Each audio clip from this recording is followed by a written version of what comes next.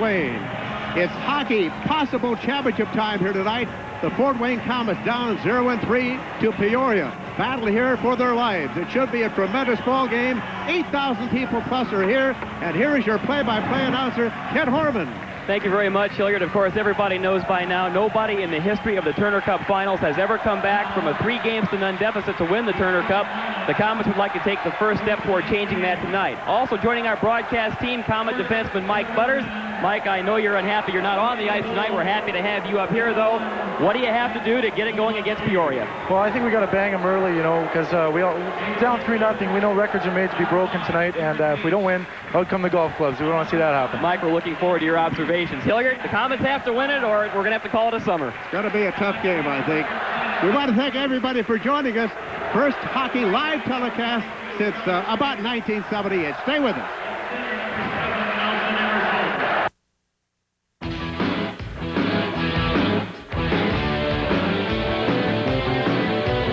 This is Komet Hockey, TV 33's exclusive live coverage of the International Hockey League Turner Cup Game Number 4, featuring the Fort Wayne Komets versus the Peoria Rivermen. Ken Horman, you've been a hockey fan all your life. This has to be a big thrill for you. Hilliard, I kind of cut my teeth in the Coliseum and at McMillan Park Ice Arena when I was playing as a youth, and it kind of dates me a little bit, but yeah, this is a dream come true. I never made it as far as organized professional hockey, but to have the chance to call this game is kind of like reaching the end of the rainbow. Mike, as we take a look at the starting lineups that are being introduced right now, a few surprises for the Komets. I think all stops are being pulled out tonight. Oh, yeah, you know, Coach Sims is looking to get a big win tonight, so he's installed some of the bigger players like Steve Fletcher, and I'm surprised to see John Anderson in the lineup tonight. You know, he's had the problem with his leg all year, and he's come back to really give it his all tonight. Well, you know, that'll be a big factor, maybe a motivational factor, because, you know, I know there was some talk as recently as a couple of weeks ago that John Anderson's career might be over. So what an effort by John Anderson to decide he's going to suit up and try and lead this team to a victory tonight. And that's the story of the season. You know, we got guys like John Anderson that are playing hurt, Colin Chin, and Steve Fletcher with his knee. And they're really an inspiration to all the guys. You know, you see that like them hustling, giving their all, and we just want to do the same and win for them. Now, I know you were on the ice with the team this morning getting ready for tonight's game. What is the attitude? A heartbreaking loss in overtime against Peoria on Wednesday, a game that could have gone either way. What is the attitude right now? Well, it was really a heartbreaker to lose that game, but we left it in the room that night and decided, you know, we're down 3-0. We can come back hard, and like I said before, records were made to be broken, so we're looking to do it.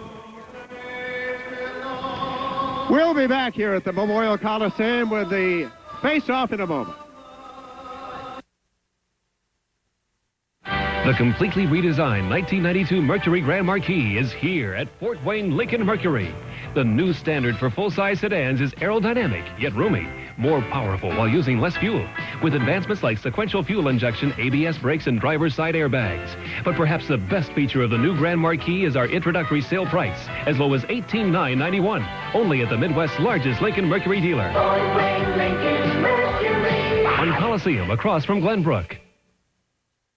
When you opened your first savings account, life was simple. A few pennies in interest was exciting, and access was no problem. You couldn't take the money out without Mom or Dad's okay anyway. But now life's more complicated. That's why there's the Any Day, Everyday account from Fort Wayne National Bank. A 7-day account with a higher rate of return than ordinary savings, with weekly access to your money on any day you choose, even Tuesday if you like. Plus a Gold MasterCard at no charge. Because your life is changing, get to know a banker at Fort Wayne National Bank. Member FDIC. Here's a comparison between Fort Wayne's favorite pizzas. Competitor A's large pan pizza weighs 3.34 pounds. Competitor B's 2 large pizzas total 4.77 pounds. Ole's large thick deluxe pizza 5.61 pounds. Instant replay. Competitor A 3.34. Competitor B 4.77. Ole's pizza 5.61. No doubt about it, the clear winner is Ole's pizza. Pound for pound, Ole's pizza is the best buy. Ole's gives you more. Carry out or eat in at Ole's Pizza. You know, I really owe a lot to my dad. He's taught me a lot of things over the years, like sports and fishing and camping, all the neat stuff. He even taught me the most important thing about sunbeam bread sandwiches. He said, son, always eat them from the top down. Soft, fresh sunbeam bread. Kids love it just because. Unless, of course, you're in Australia.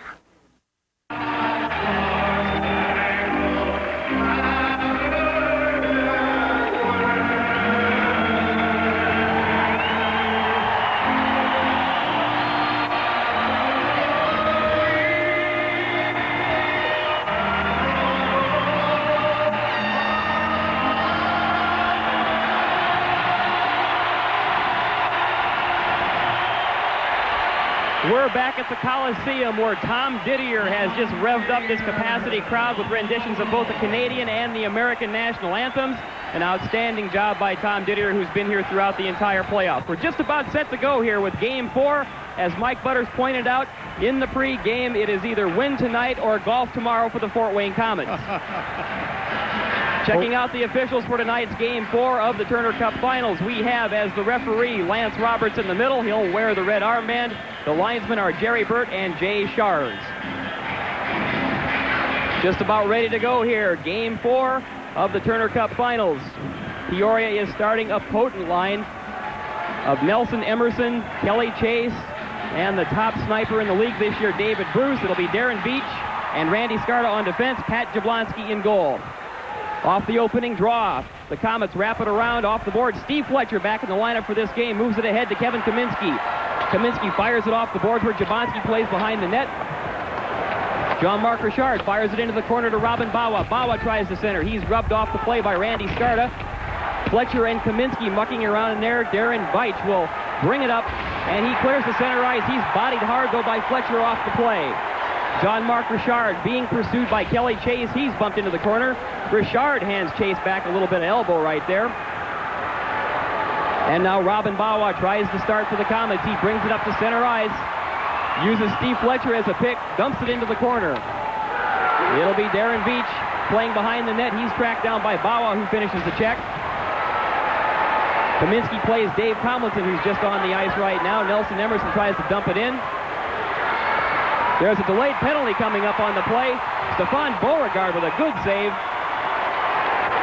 And we're having some conversation on the ice right now here in the first minute.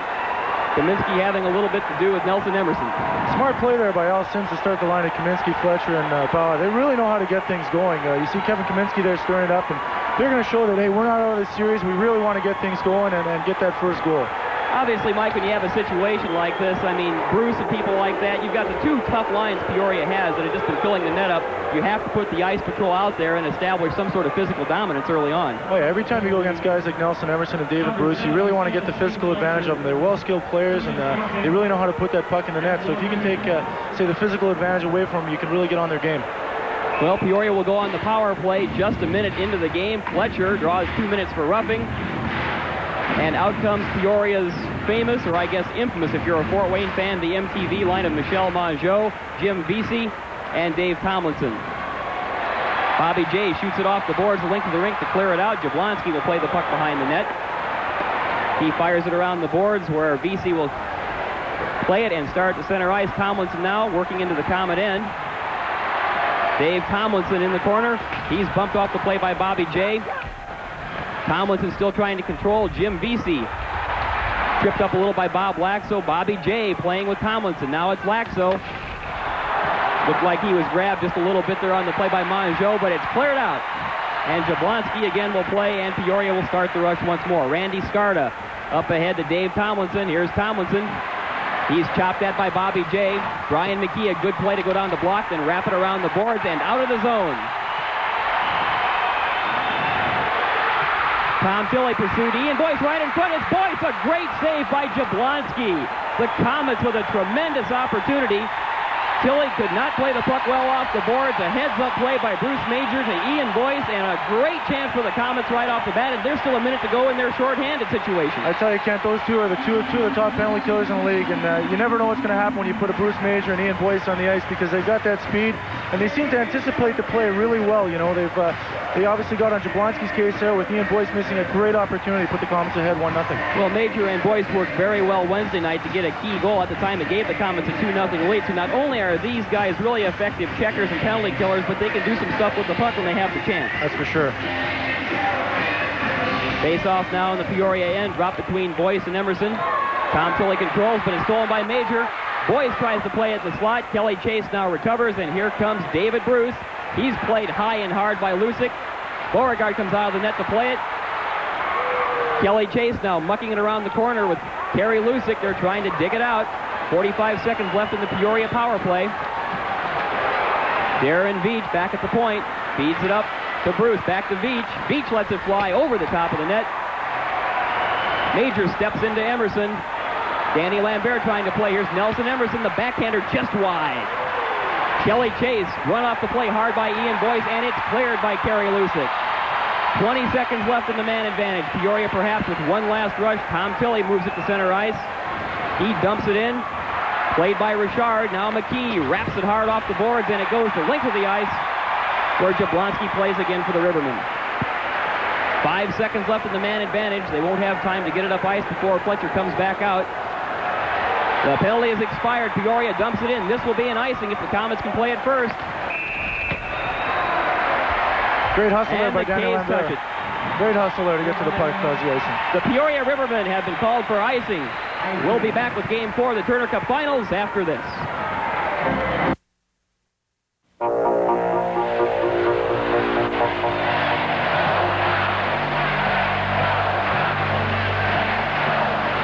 It's not too early to be thinking about season tickets for next year's Komet hockey action. Season tickets for next year are priced at their lowest right now. All big saving offers expire on May 31st. Call for the Komet office at 483-0011 for more information. Don't miss one exciting moment of the 40th anniversary year of Fort Wayne Komet hockey. Call today, 483-0011.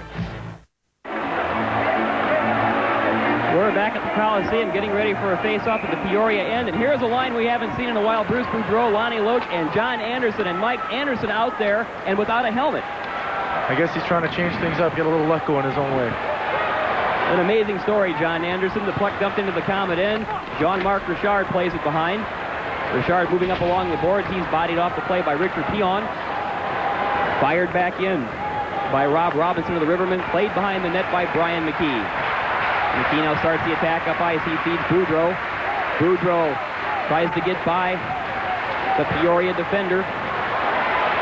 Jason Ruff out there. Now the Komets. The centering pass goes in front. Deflected. Anderson tries to make a play. He's tripped up.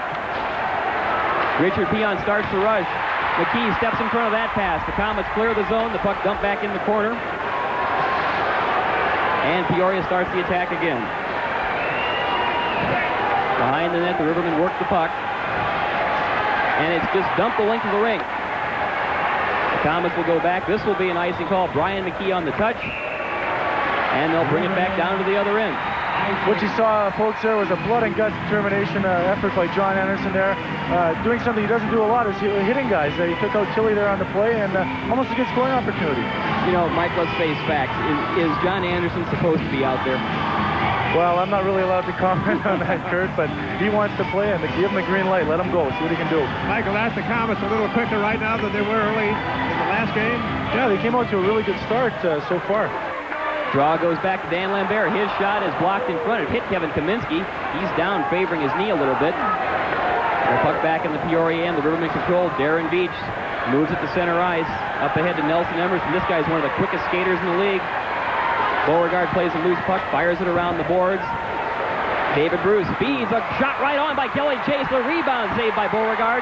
And then Chase pays for it in the slot with a hit from Steve Fletcher. Now Kaminsky being harassed by Emerson, dumps it into the corner. Darren Beach starts to play back up. A hard hit by Steve Fletcher on Darren Beach. The Komets have decided to play the body some more. Vesey up ahead to Bruce. Bruce back to Vesey. He fires right on. Blocked in front. Beauregard jumps on the puck. There'll be a face-off. Great play there. As you saw, the Komets really getting it going with Steve Fletcher.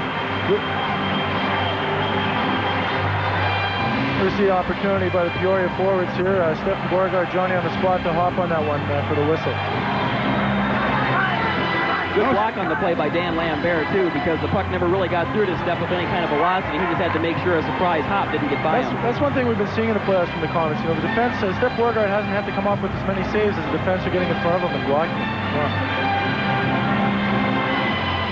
We're just about 5 minutes into period one. No score. Game 4 of the Turner Cup Finals between the Komets and the Peoria Rivermen. The face-off in the Komet end. And that MTV line of Peoria's is back out.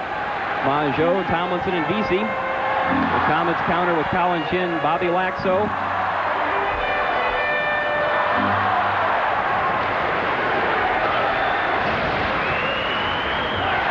And Ian Boyce is also out on this line. Jean-Marc Richard on defense. Here comes the puck to center ice where it's played by Peoria.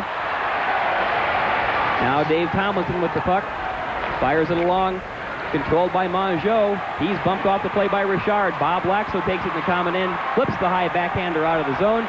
Ian Boyce now going into the corner for the puck, along with Tom Tilley. Boyce playing 2 Peoria defenders. Vesey tries to move it ahead, kept in by Richard. His shot is fanned on, and here comes Tom Tilley leading a 3-on-1 for the Rivermen. Tomlinson is offside. Well, I tell you, if it wasn't for Dave Thompson mishandling that puck, we had a 3-on-1 right inside the blue line with Kerry Lusick, the only man back. Good save play for the Komets.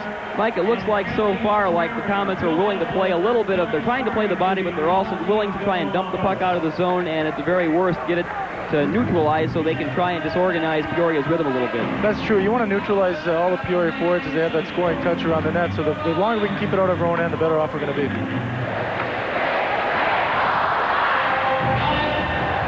Komets' Lonnie Loach now pokes it up to the center ice area. Jason Marshall dumps it around the boards. Beauregard lets it go behind the net. And here comes Peoria. Jason Ruff. A great play blocked in front by Brian McKee. One thing's for sure, you can tell right now that the defense do not want to see this season end right now. That's for sure. We'll be back with more of the Turner Cup playoffs after this message.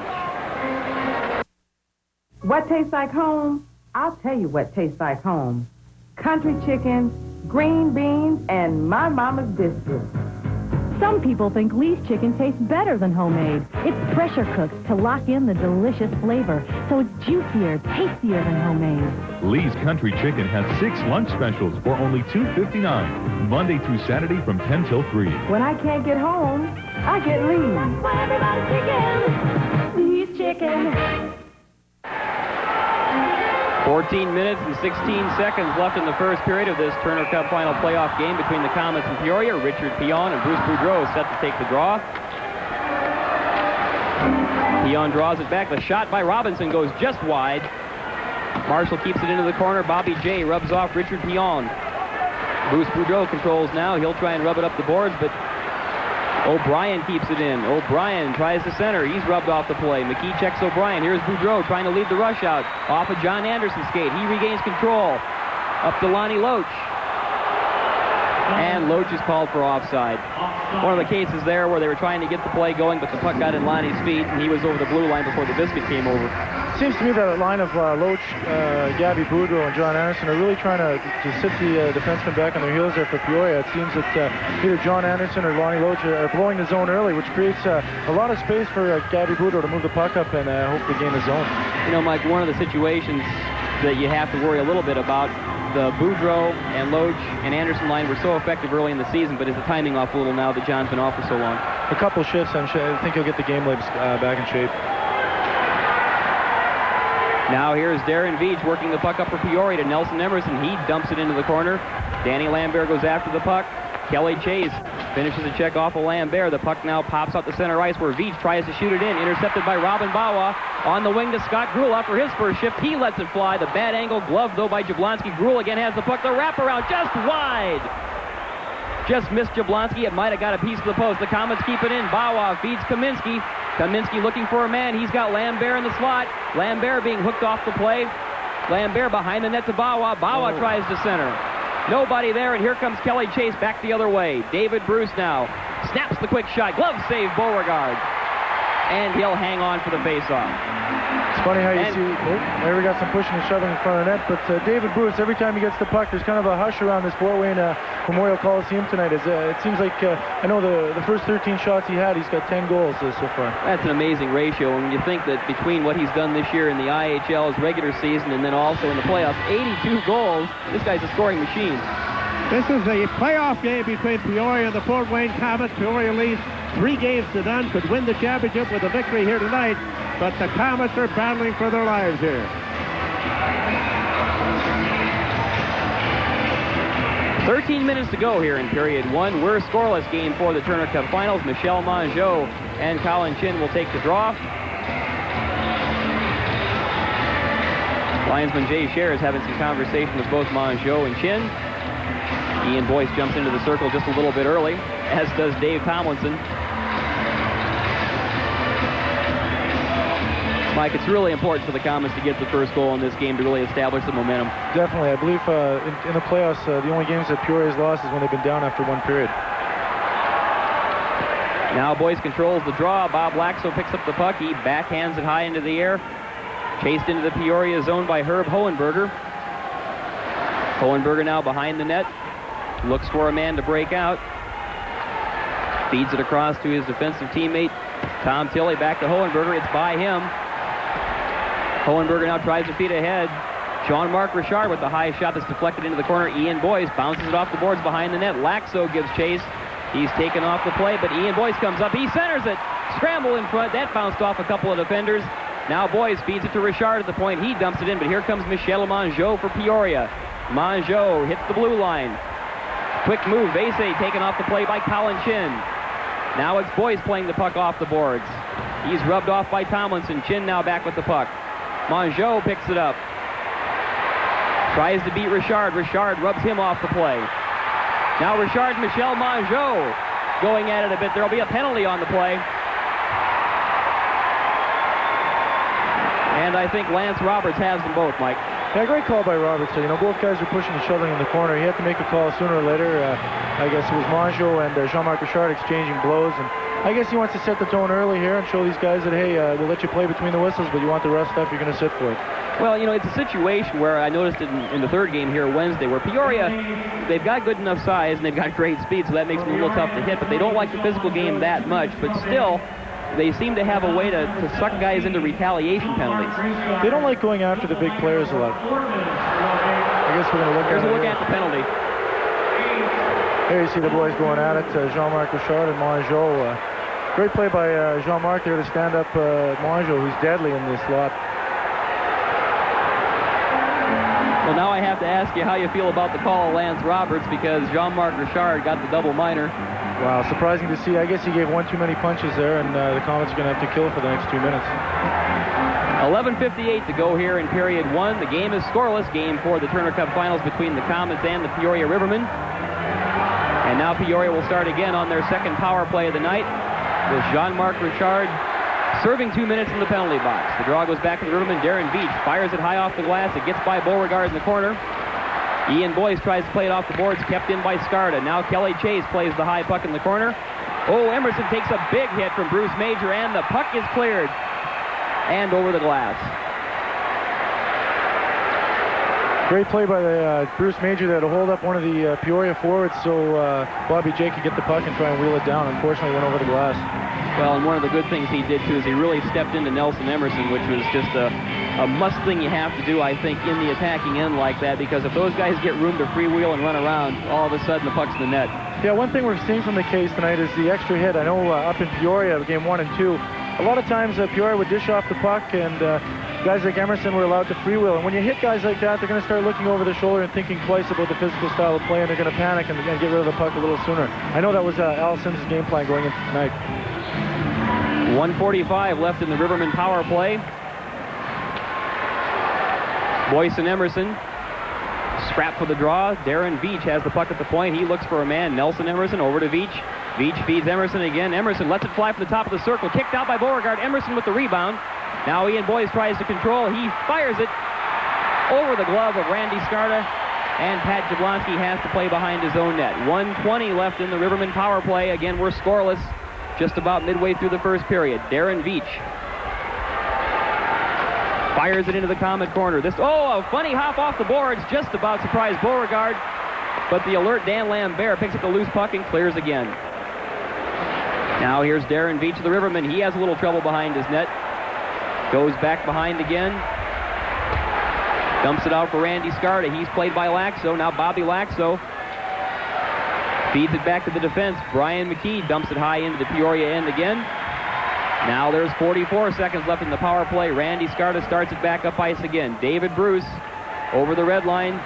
Fires it into the Komet corner. Kerry Lusick giving chase with Jim Vesey.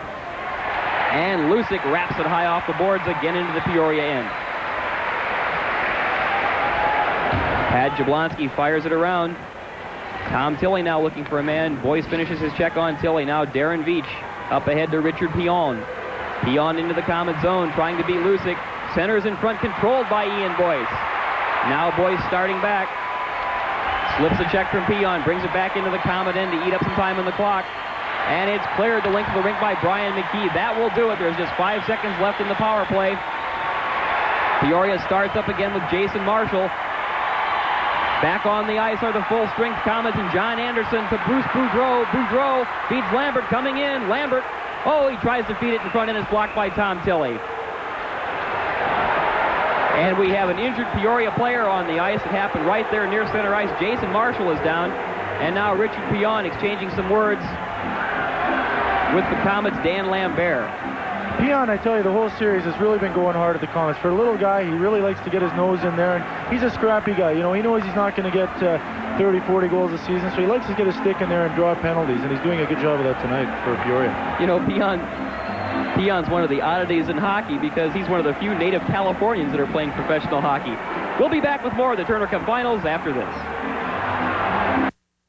So I called 1-800-BEST-FUN and got the Cedar Point Family Getaway Guide, and we just planned the most wonderful romantic getaway to Cedar Point. Oh, yeah, we're taking the kids, but what we love are the beautiful beachfront hotels or elegant dining with a view of the bay or just soaking up sun by the pool. I just called 1-800-BEST-FUN for a free getaway guide with maps, photos, and coupons worth up to $150, and it's free. You know, some people think of Cedar Point as just a great amusement park, but to us, it's more like a romantic resort. Right, dear? Right, sure. Mm-hmm. Paul Marshall, I believe he's got a groin injury here. You see he took a stick right to the groin area. Looked like he took that in kind of a tough spot. But he's back on the bench. He'll shake it off and be back. I'm sure you haven't seen the end of Marshall, that's for sure. Face off down the Peoria end. Boudreau draws it back to Dan Lambert. Lambert puts it right on, kicked out. Jablonski. Boudreau with the rebound. Jablonski covers it up with the big pads, and we'll have another face-off. That's probably one of the best scoring opportunities the Komets have had here in the first period, Mike. I don't think Pat Jablonski really saw that, where you see the shot from Danny Lambert that goes right into the crease. Bruce Boudreau, Johnny on the spot there, trying to slide it through Jablonski, but he was down on all fours and just scooped it in his legs for the whistle. Line's changing now, and it looks like the Komets are starting to control just a little bit more of the play than they were in the opening minutes. The Ice Patrol line is out right now for the Komets. Steve Fletcher decided to give it a try tonight on that gimpy knee. Robin Bawa and Kevin Kaminsky. And they're facing the line of Nelson Emerson, Kelly Chase, and the high-scoring David Bruce of Peoria. Tom Tilley takes the draw behind the net for Peoria, starts back up center ice. He feeds it ahead to Nelson Emerson. Emerson trying to cut in, slips the check, but Peoria offside. Well, Emerson just showing that delay move of his there, where he's got a lot of speed. You know, he played college 4 years, and he's looking to move up to St. Louis next year, but he's the guy that we got a key on. I know game 1 and 2, Al Sims just said whenever he goes into his own corner, Emerson that is, you want to pick him up and follow him all the way into the Komets zone, because I'd have to say he's the fastest player in the league. Well, this guy obviously has a ton of ability because of Bowling Green, 3-time Hobie Baker finalist, which is the Heisman Trophy of hockey, so this guy obviously has a lot of ability. And Emerson wins the draw back to Rob Robinson. Robinson cross-ice to Tom Tilley. Tilley tries to dump it off to Kelly Chase. Chase backhands it into the corner. He's bumped by Kaminsky. Now the Komets carry Lusick. Fires it over to Robin Bawa on the wing. Up ahead to Fletcher. Fletcher over the red line, dumps it in. Kevin Kaminsky giving chase. Jablonski clears it along the boards. Kelly Chase tries to clear it out, but he can't. Kaminsky digs it out. Now Kaminsky looking for a man, just flips it in the corner. Jablonski controls. Along the boards, Chase and Bawa battle for it. Kaminsky was tripped down as he was trying to play the puck, and the referee fell as well, so he could not see the penalty. Now Kerry Lusick with the puck at center ice. Kevin Kaminsky. Kaminsky looking for a man, tries to get it across to Lambert. Lambert controls in the corner. Dan Lambert puts it on the side of the net where Jablonski stops and leaves for Robinson. They can't clear. Kerry Lusick keeps it in, dumps it in, and behind the net once again. Kaminsky plays Robinson. And there's going to be a penalty. Delayed penalty on the Komets. They dump it in. Beauregard plays the puck, so there'll be the whistle and the face-off. And Kevin Kaminsky will be called for cross-checking. He took exception to that, that's for sure. Losing his cool a little and taking the 2 for the cross-check right on the back. Well, this is one of those marginal calls, though, I think, Mike. We were just talking about how Peoria is so expert at getting the retaliation kind of penalties. You know, Killer comes in there. He carries the stick a little high anyway, but that wasn't what I really call a vicious cross-check. No, it was an iffy call, but that's one that's made right now. And you're right about Peoria. They show a lot of composure and a lot of class, and they're never going to take that first penalty. They always want to bait you in to fight them or to slash them or something like that. And they're looking to go up on the power play, and that's been the series so far. Well, 8,000 referees who paid to get in here tonight are letting Lance Roberts hear about it right now, and the face-off will be in the Comet end. Well, one thing about the Fort Wayne fans, they sure are vocal. Well, this has been an outstanding season for Comet hockey and the great fan support. Now Colin Chin tries to control, though, but the puck goes out to the point. Darren Veach's shot is blocked. Jim Vasey behind the net, blocked by Bobby J. Bobby J trying to knock it out. Pinned against the boards by Veach. Now Lakso manages to poke it out, and Peoria starts again at center ice with Randy Scarta. Over to Darren Veach. Veach fires it into the corner. Beauregard plays behind the net, a little nonchalant, slips out. Now Lakso takes the carom off the boards and dumps at the length of the ring. Had Jablonski with the quick outlet pass to Darren Veach. Veach feeds it ahead, but Brian McKee intercepts the pass. Now McKee, being pursued by Mongeau, dumps at the length of the ice on goal, and Jablonski leaves it in front for Randy Scarta. Randy Scarta gets by Ian Boyce, moves it to center ice. Here's Scarta, fine rushing defenseman. Ian Boyce steps in front of the play. Clears again to center ice, and Darren Veach controls. Veach to Nelson Emerson. Bumped off the play by Boyce, and Boyce controls. Here's Ian Boyce. Boyce still controlling, feeds to Lucic. The drive just wide of the net. Jablonski tried to put the big glove out, but it sailed about a foot wide. Now Kelly Chase, poke check by Boyce. Ian Boyce doing some tremendous forechecking on this penalty. Veach again starts behind his net. 45 seconds left in the Peoria power play. Veach feeds ahead to Nelson Emerson. Emerson over center ice. Takes it into the zone, leaves for Kelly Chase. Chase dumps in the corner for Emerson. Emerson trying to set up behind the net. He's played high and hard by Kerry Lucic. Kelly Chase feeds back to the point. Jason Marshall takes a look. Now back to Kelly Chase. Chase out to Tom Tilley. Tilley to Nelson Emerson. Emerson backhands to the side of the net for David Bruce. The dangerous David Bruce comes out, tries to wrap it around through the crease, but Tom Tilley still controls. Now back cross point to Jason Marshall. Marshall in front, and it's intercepted by Dan Lambert. He breaks out, but he's 1-on-2, so he just dumps it into the corner. And that'll do it for the power play. Kaminsky is back on. The Komets again kill another Peoria power play. Standing ovation here. Richard Peon, though, controls the puck. Tries to juke by Bobby J. He beats him, shot right on, and it's stopped by Beauregard. Now Bobby J. behind his own net. Gets by the check of O'Brien. Off the boards. Now here's Bruce Boudreau at 2-on-1. Boudreau off the wing. Looks for Lonnie Loach, and offside is called on the play. Wow, Lonnie Loach with a lot of speed there, just getting that extra inch offside, and linesman right there to call it up. 6 minutes to go in period one. We're scoreless from the Coliseum.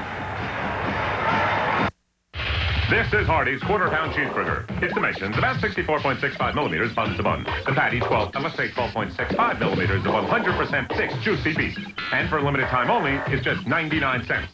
Now, we believe there isn't a cheeseburger this thick and this high for this low in the business. So recently, we offered all the other fast food restaurant chains half the screen to compare their cheeseburgers to ours. But no film arrived. Obviously, they're afraid of height. Hardee's quarter-pound cheeseburger. It's very high, it's at a very low price, only Hardee's.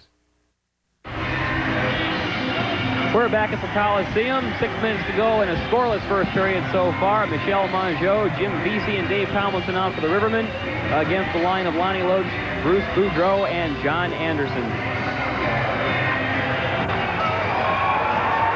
Just about set to go here. Jerry Burt does a little house cleaning, then drops the puck. Komets keep it in, and it's poked out. Michel Mongeau starts the attack. Mongeau is rubbed off the play by Bobby J. Now Jean-Marc Richard tries to start it up to Anderson. Anderson feeds ahead, picked up by Jason Marshall. Marshall fires it back in where Beauregard plays behind the net. Beauregard off the boards. It's by John Anderson. Anderson regains control, though. He has Boudreau. Boudreau dumps it up ahead. Now it's J to John Anderson. Anderson over the blue line. Quick shot goes wide of the net. Lonnie Loach plays in the corner, feeds the point. Bobby J fires, and it's blocked by Dave Tomlinson. And Jay tried to keep it in, but the puck just slid about a foot outside. Jay questioning that call, but we're sitting right on the blue line here, Mike, and you can tell the puck did slip out just about a foot. Yeah, it just bounced over the stick of Bobby J to cause the offside. A couple good chances there by the Komets, so Johnny Anderson showing once again that he's ready to play, dangling in the Peoria zone. Kent Harmon with Michael Butters of the Komets calling the action here tonight. We hope you're enjoying it. Scotty Gruel getting a second shift of the game. We might be able to see something from him right now. You know, I think it's a situation where just if a couple guys can just hit the net once or twice, they could turn the whole thing around for him, because guys like Loach and Boudreau have really been shut down in this playoff series. And again, the Komets' top 2 scorers and the league's top 2 scorers during the regular season. Now Peoria, Darren Veach backhands it into the Komets zone. Veach, an NHL veteran, over 500 games in the show. He came to Peoria in March in a trade with the Toronto Maple Leafs. Yeah, Peoria really shored up on the defense near the end of the year, picking up Jim Sprott, obviously, who did play for the Komets most of the season, and Darren Veach, who was a steady blue liner with Toronto for years.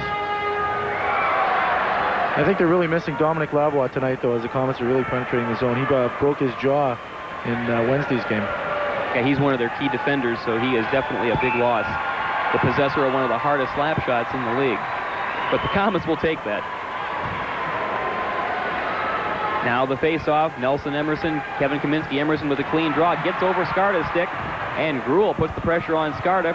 Kelly Chase controls, though, at center ice. Fires it into the corner. David Bruce pursues. Danny Lambert rubs him off the play. Beauregard clears off the boards to Robin Bawa. Bawa feeds Kaminsky. Here they come 2-on-2. Kaminsky takes it into the zone. Poke check by Veach, and Emerson tries to feed it ahead off a Gruel skate. Kaminsky controls. It's kept in, but poked out once more. Dan Lambert hustles back to control the puck. He'll look ahead. 4.5 minutes to go in the first period. We're still scoreless. Glad you could be with us tonight if you couldn't get a ticket to the game. Oh, Darren Veach tries to play the puck, but Scott Gruel was tripped on the play by Dan O'Brien. Well, that might be the break the Komets need, as Peoria took a useless penalty, I guess, in their own zone, just holding a little interference on Scott Gruel. The Komets will go on the power play for the first time tonight when we come back. 33 News, I'm Jim Payne. A man who's been a thorn in the side of police for a long time is now facing 64 years in prison. Marshall Chambers was sentenced today for his part in a wild multi-county chase and a separate escape from the county jail. And attend the bizarre tale of people dying after receiving AIDS-infected donor organs. More on this, plus... We're going to see the penalty here where O'Brien takes down Scott Gruel. Just a blatant interference call, and Roberts had no choice but to put that Peoria man in the penalty box. Yeah, when it happens right in front of him like that, you really don't have much choice. And now we'll see what the Komets can do on the power play. Well, there's big Robin Bawa. You know he's going to be in front of the net to cause some interference. Yeah, interesting setup here. Boudreau, Anderson, Bawa up front. He'll park in front of the net. Loach moves to the point, along with Brian McKee. And the penalty killer, Richard Peon, out for Peoria. McKee dumps it into the corner where Rob Robinson tries to play. Bawa looked like he was hooked off the play. Boudreau controls, though. Tries to center in the slot. Loach keeps it alive for the Komets. Boudreau dumps it in the corner. Robin Bawa goes in with Robinson, bumps him off the play, but Jason Marshall tries to clear, kept in by Loach. And it goes off of Richard Peon, so the Komets will start over. Brian McKee at his own blue line. The quick pass to Boudreau. Robinson steps in front of him. Back to Brian McKee. McKee waits for the K's to get onside. Fires it around the boards behind the net. Rob Robinson for Peoria. Tries to clear it out. Boudreau keeps it in. Again, McKee along the blue line. The shot by Loach. Right on in a crowd. On the rebound, Robin Bawa scores! Well, we talked about Robin Bawa going to the net and showed a clear case of what his job was there as he screened Jablonski. Jablonski couldn't see the puck, and he just batted it home for the big goal. Huge goal for the Komets at this point. Well, it's a great effort, Mike, because it's their first time on the power play. They capitalized right off the bat. And again, when we saw the line change with Robin Bawa coming out front, and then Loach going to the point. Well, there you see the shot by Loach. Robin Bawa in front of Jablonski. He was right on that one, batting it home right away. Jablonski didn't have a chance. Well, it was just about a carbon copy of the goal that Robin got Wednesday night to tie the game up. He was probably a few more feet out in the slot, but he just kind of parks there, snips the puck on the rebound, and then knocks it in with the backhander. Yeah, whenever you get a guy 6'2", 6'3" like that in front of you, it's really hard to see him, and he's always going to bang home that stuff. They start again at center ice where Peoria controls the puck. Randy Skarda dumps it in. Kerry Lucic gives chase, controls the puck off the boards. Kelly Chase tries to center. Poked away by Lakso, but Skarda. Now it's out of the zone. Poked back in. Delayed offside. The Komets control. Dan Lambert feeds it to center ice. Ian Boyce. Kerry Lucic dumps it hard into the zone. Bob Lakso goes after the puck. He hustles in to play it out. Now Kelly Chase in the other corner, bumped off by Boyce. Chase throws the elbow. Now it's Boyce pinching off. Randy Scarta comes out with the puck. He stops behind his net. He's pursued by Colin Chin. The Komets pouring on the pressure here in the Peoria end of the first period. Now Kelly Chase off the boards.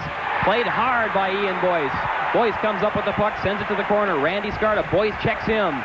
Now it's Chase, played by Chin, and there'll be a penalty coming up, a delayed penalty on the Komets. Nelson Emerson played hard off the play. The puck is touched, and there will be a penalty coming up for the Komets. Well, you saw some great forechecking there by Fort Wayne as they had the Peoria defenseman totally pinned in their zone. Peoria was just wrapping it around. See Kelly Chase hurt there, but Peoria just wrapping it around the zone, looking for anything to get it out of the zone, and it just happened that Fort Wayne got called for it. Colin Chin gets the penalty for the Komets. Well, now they had another penalty tacked on. Chin gets the holding penalty and then a bench minor. This is really a bad move by the Komets at this stage of the game. I know, a bench minor will just kill you. Anytime you get any kind of penalty that's out of your hands, like we saw in Game 3, where the Komets got a too many men penalty with already one man in the box. Anytime you're two men down, it's a virtual scoring opportunity for Peoria. And Kelly Chase, Peoria's tough guy, skated off the ice with a lot of frustration. He broke his stick and fired that and lost the glove in the process and kind of skated off. Looked like he was clutching a wrist or somewhere near his midsection. Oh, yeah, he's a fierce competitor, from out west there. And I'm sure he's been told by Bob Plager, the coach of the Peoria Rivermen, not to fight a whole lot, and he's been doing a good job of keeping his composure.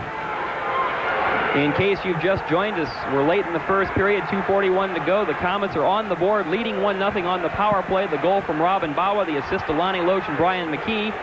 But just like that, Peoria has come back. A penalty to Colin Chin for holding, and then the Komet bench let referee Lance Roberts hear about it a little too strenuously, so they were tacked on with a bench minor. So with 2:41 to go in the opening period, Peoria will go on the power play with a two-man advantage. Steph Beauregard is really going to have to earn his keep here. I know he's with the Winnipeg Jets organization, and he really wanted to have a good playoffs coming into this year, and he's done so far. Whenever you get a 5-on-3 situation, it's all goaltender and defense. We have a bit of a delay here. Well, I think they're doing some house cleaning on the ice. I think some of the fans weren't too happy with the call, and then when the bench minor came on there, I think some debris came out there. Just about set to go. Tomlinson, Mongeau, and Vesey will be out there for Peoria. Ian Boyce out there to try and kill the penalty as the forechecker, along with Lambert and Bobby J on defense for the Komets. Tom Tilley controls the draw. He feeds it over to Darren Veach. Veach bounces it off the boards for Vesey. Vesey behind the net to Tomlinson. Tomlinson to Mongeau. Now Mongeau back to the point to Tom Tilley. Tilley feeds it across Veach at the top of the circle. Back to Veach. Now over to Vesey. Vesey and Veach playing a little catch. Not a Tilley. Tilley's going to shoot. Now over to Veach. Veach's shot goes just wide, but controlled off the rebound by Tilley. He feeds Veach again. Veach this time to Tilley at the top of the circle. Tilley backhands to Veach. Veach to Vesey at the side of the net. Comes through. Oh, a great shot by Tilley, and it's blocked by Lambert.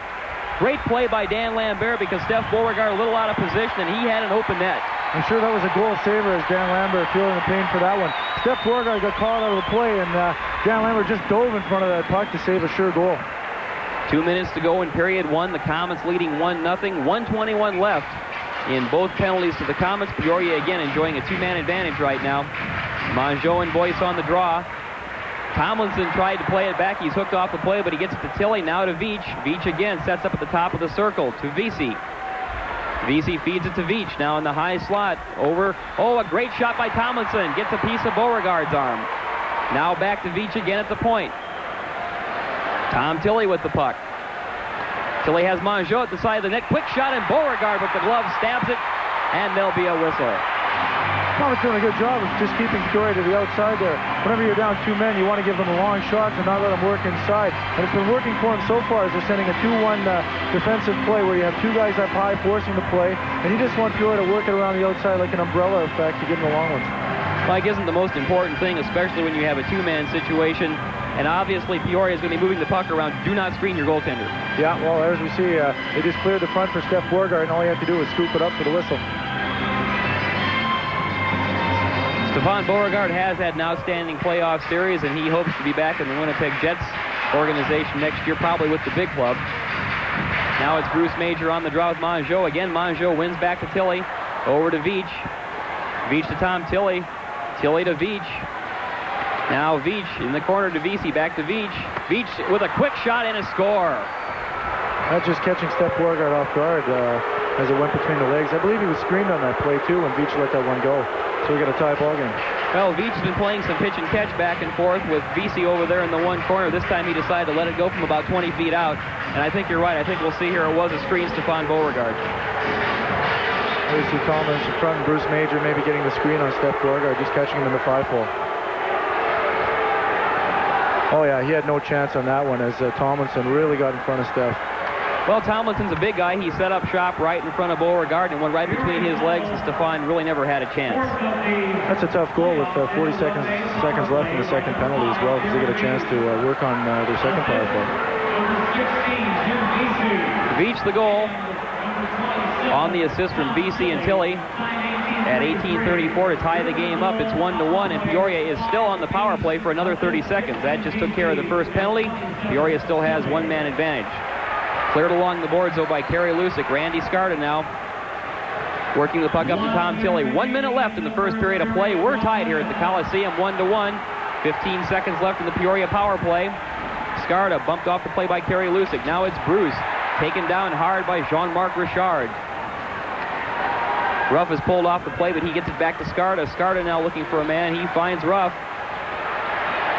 Ruff looking for the man. The penalty is up. The Komets back at even strength. Ruff with the big drive. Just whistles it wide.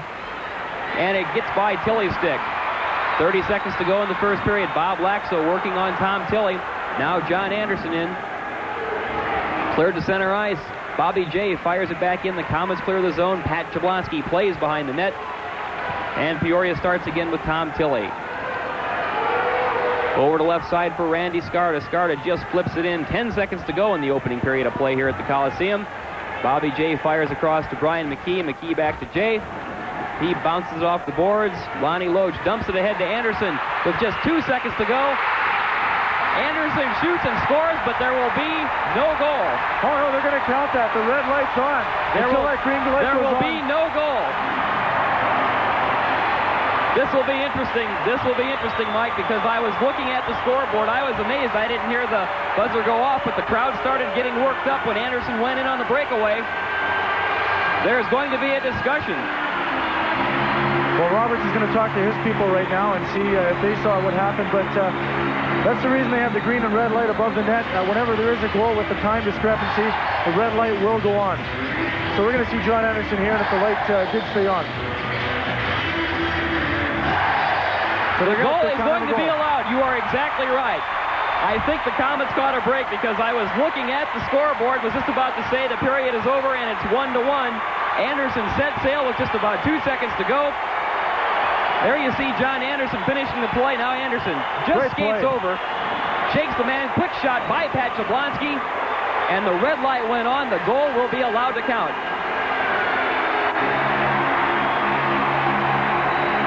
Dave Tomlinson is having a conversation with Jay Shares, one of the linesmen. Showing disbelief there over the goal, but as you said, Kurt, the red light went on and stayed on, and until that green light goes on, it's counted as a goal. Here once again, another look at it. John Anderson loose on the breakaway. The quick low shot. That beats Jablonski low to the glove side, and Peoria is stunned. Well, that's a huge goal by Fort Wayne there as they go up 2-1 with just 1 second time left in the clock. So Peoria's got to come out with a 2-1 deficit. And as we said before, they're not a successful club when they're down in the playoffs. Well, this crowd is going berserk here at the Coliseum right now. It looked to be all going Peoria's way when they tied the game 1-1 and then had a two-man advantage. The Komets come back to kill off both of the penalties after Peoria tied the thing up, and then with just 1 second to go in the opening period, John Anderson springs loose on the breakaway and scores, giving the Komets a lead 2-1. We'll be back with some special guests here between periods of the Komet Turner Cup final game with Peoria after this. Back here live at the Memorial Coliseum in Fort Wayne, Indiana. International League Turner Cup time. And the Fort Wayne Komets in the final second of the first period have taken the lead 2-1 in a very thrilling hockey game that we hope you're enjoying. It's a delight to be able to put this game on television because it was a complete sellout. In fact, the last two games. have been complete sellouts, and so many fans could not get here to the Memorial Coliseum. And so, through the kindness of those who operate this wonderful franchise in the International Hockey League, we can bring it to you live. So it's 2-1, and the goal right at the end of the first period, John Anderson, assisted by Loach, his second assist of this game, puts the Komets on the scoreboard 2-1 over Peoria, a team that has won 3 in a row in the playoffs and also 10 straight during the season from Fort Wayne. With us at the moment now, we have Stephen Franke. Stephen Franke is president and chief operating officer of the Fort Wayne Komets. He doesn't live in the Hoosier State any longer, but he's out in Missouri at Chillicothe, and he wouldn't miss this hockey game tonight. I want to congratulate you, Stephen. This has been one of the most amazing resurgence we've seen of any kind of a sport. The Komets coming back here in an amazing fashion this year, sellout crowds, great enthusiasm, fine marketing. Congratulations. Thank you, Hillary. We really appreciate it. It's been a fantastic year. I think the first period that we just saw was probably one of the most exciting ones I've seen in all the years I've been going to Komet hockey games.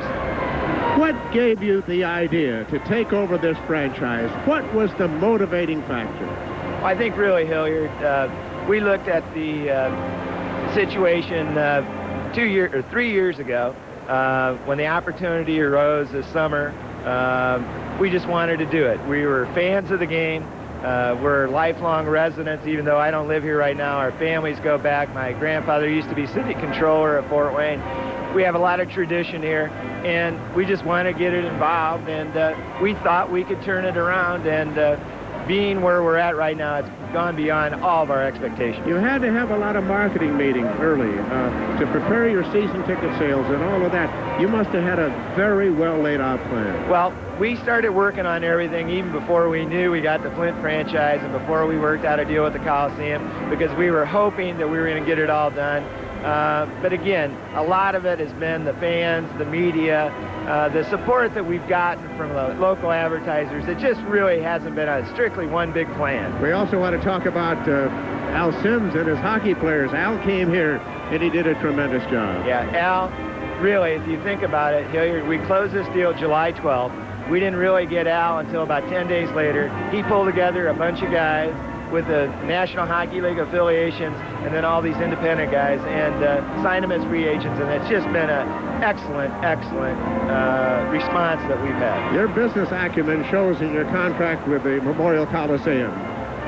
Well, we worked with the Coliseum, they worked with us. We're really happy. We're happy to be in the Coliseum. I think, in my travels around the International Hockey League, I think our facility is as good as anybody's in the league. Well, we hear that repeatedly all over. The teams that come in here, they love to play here. Yeah, well, I think if you look at the rotunda when you walk in, you go up the escalator, and you walk into what I think is one of the grandest arenas in all of hockey, including the National Hockey League. I think that's why people like to come here. Well, Stephen, congratulations to you and your brothers. They're very happy. You're very happy. The fans are happy, and that's a great combination. Best wishes. Congratulations. Thank you, Hillary, and thank you for supporting the Komets. Delighted to do it. We'll be back here at the Memorial Coliseum in a moment. That was excellent. That was beautiful. The completely redesigned 1992 Mercury Grand Marquis is here at Fort Wayne Lincoln Mercury. The new standard for 2-1 with about 6 minutes to go before the second period starts. Tom Barry is the very fine commissioner of the International Hockey League, headquartering in Indianapolis, Indiana. He's here a lot, and we're glad he is. And I want to congratulate him on the wonderful job he does, and great to see you, Tom. Well, thank you. It's always a pleasure to be here, particularly in light of 8,000 fans being up here. It's really great. I think that a lot of credit for all this happening has to be given both to the Frankies and to my predecessor, Bud Foyle, who was involved in this and brought the International Hockey League up to the prominence it enjoys today, and we're real happy to be a part of that. This is your second year as commissioner? That's correct. Just wrapping up the second year. You make your headquarters, though, in Indianapolis. Yes, the league offices have been there for 7 years. Prior to that time, they were in Windsor, Canada for the entire existence of the International Hockey League, which was 40 years prior to that time. Well, Tom Barry, you must be happy to see crowds like this in Fort Wayne, Indiana. Now if they can crank up the Muskegon franchise. I used to broadcast hockey in Muskegon many, many years ago, and they've got a ways to go. But generally, things are happening very, very good in the International League. Yeah, we've been very lucky. We have some good marketers and some great skaters, and between the two of them, they've been able to bring the spectators out. And our attendance went up last year almost 25% over the previous year, and this year we're up 30% over last year. So, you know, everybody's doing their job out there, both on the ice and in the front offices, and making things happen, and I think the fans are the major benefactor of all their work. Were you a hockey player? Well, way back when, yeah, a little bit, but I was never in the National Hockey League at all. I, you know, played the game in college, and then a couple of years afterward in the Chicago Semi-Pro League, and then I went off into business and got away from it. So you're not a Canadian then? No, I'm a born and bred USA man. Well, we're delighted to have you here. Let me ask you about the last play of the first period. A little bit of a controversy on the goal, but it looked in our replay like it was in. Obviously it was in, but before the buzzer. Absolutely. It was a very close play. There were only milliseconds probably left on the clock, but before she clicked over to double zeros, it was in the goal. The puck was across the red line, and that's all that counts, and it was a good goal. Tom Barry, what do you think happened in Fort Wayne? We know the Frankies got a hold of this franchise, and almost from the very beginning, it began to roll out very smoothly. Well, I think that didn't just happen. They worked at it. As you know, Mike has been the voice helping Bob Chase for the last several years as a color man on the radio, and he's had an intimate knowledge of what it takes to put a club together. And David had worked very longly with the prior owner, Mr. Welker, for quite some number of years to try to help things along there. And between the two of them, they had both the practical aspect of what it took, and with their marketing backgrounds in their prior businesses, they were able to go out and convince the people of Fort Wayne that, hey, this is really an exciting sport. Come and see it, and I think we'll enjoy it. You'll enjoy it. And certainly they've come and found it to be everything they were looking for in sport and entertainment activity, and tonight speaks for itself. They're all here. Well, this is a great rivalry between the Komets and Peoria. Yes, indeed, and two great hockey clubs. You know, I've watched all these series throughout their history here in the last 2 months, and I must say that Fort Wayne didn't get here the easy way. They had a really tough way to go, and they played extremely well, and Peoria has been taken with two very, very strong opponents that took them to the wire. So it was not easy for either one of them. Therefore, this first period, I think, shows you the kind of quality of the hockey that they're putting out. Well, congratulations to you. We're delighted to see you, and best wishes. My pleasure to be here. Thank you. I love your tie. I love your tie. Thank you. We'll be back following these messages. Thank you very, very much. Thank you. Everybody's thinking Lee's chicken. Lee's famous recipe chicken. Lee's is the expert when... We're back at the Coliseum. The teams are back on the ice getting ready for the start of the second period of Game 4 of the Turner Cup Finals between the Komets and Peoria Rivermen. 2-1 Komets after one period. Most of the scoring coming late in the first period. The Komets on the power play. Robin Bawa makes no mistake in front, Mike. Yeah, he was right there on the spot to slap that one home past screen Pat Jablonski to go up 1-0. Lonnie Loach and Brian McKee with the assist on the Komet power play goal. The time of the goal, 16-17. And again, a good effort by the Komet special teams. Robin Bawa has been a force in front so far in the playoffs, and he's always a hard worker in front of the net, and that's how he gets most of his goals. Peoria, though, with a two-man advantage, will come back to tie it up at the 18:34 mark of the first period. Some great passing back and forth, and eventually it'll be Darren Beach getting the puck in the high slot, and he has the screen from his teammate Dave Tomlinson. Yeah, great screen by Tomlinson there to get in front of Steph Beauregard. Like we said before, Steph had no chance on it, and it tied the game up. You know, Tomlinson didn't get an assist on that goal. That's one of the assists that do not show up in the scoreboard. But then here again was the goal that set this crowd on fire. It looked like it was going to be after the buzzer. John Anderson never gave up. He poked it into the goal at 19:59, probably less than a second before the first period buzzer, but he never stopped on the play. Yeah, well, when I looked up at the clock, like you saw, Kurt, there was no time left, and great effort by John Anderson to break through the Peoria defense and put that one through the 5-hole with virtually no time left on the clock. I think I was one of the only ones in the house looking at the scoreboard, and it sure looked like double zeros to me, but as Commissioner Tom Barry pointed out, and you pointed out, the green light will freeze the red light. So the red light came on before the green light, so that goal probably came with less than 1 second left in the first period. It gave the Komets the lead. Just starting the second period now, the draw goes back to Peoria. Darren Beach fires it into the Komet end, where Kerry Lusick gives chase. Stopped by Stefan Beauregard. Lusick plays the puck ahead.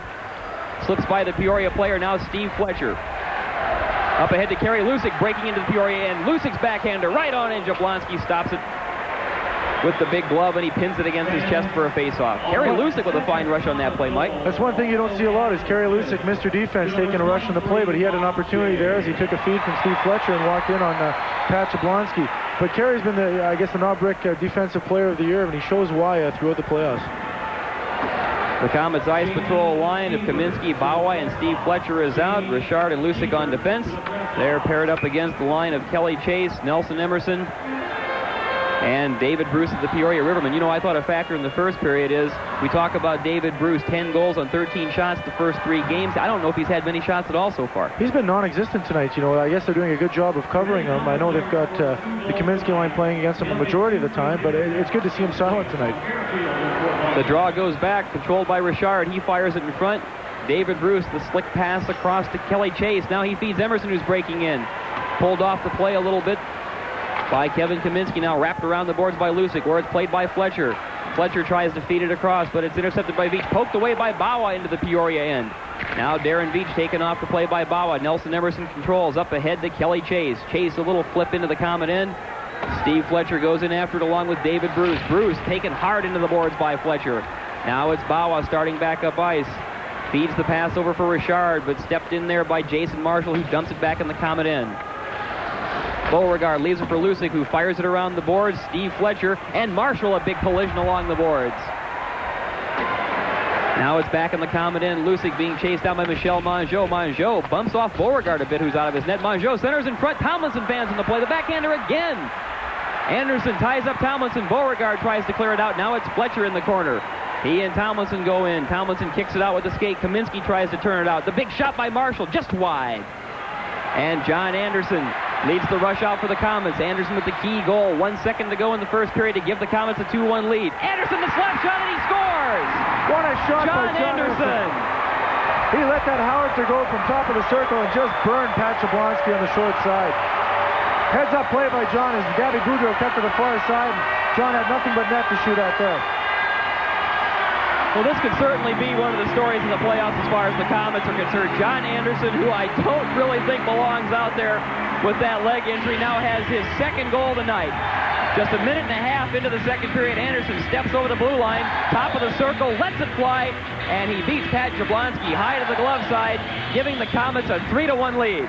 Well, Johnny Anderson with a good cut to the net there, and you see that howitzer, a blistering shot, beat Jablonski on the short side up high, which is something you don't see a lot on Pat Jablonski. Peoria dumps the puck in the Comet end. It's tied up on the net. Komets waiting for a face-off. Peoria tries to play the puck, and the puck is blown dead, and there'll be a face-off. We're seeing a great hustle from John Anderson here. A lot of guys didn't think he had it in him at 34, 35 years old, but he's showing why he belongs in this league and hopefully get a contract next year in the NHL again. Well, he was such a motivational force for this team as far as scoring 40 goals and really contributing a lot. He was leading the league in scoring at the time he went down with that injury, that deep thigh bruise that developed the calcium. And we know how badly John wants that chance to get back into the NHL. If he has a chance maybe of just proving to people he can still play, maybe he will get a look next year by one of the big teams. John Anderson sure is a winner. You know, he really comes to play night in, night out.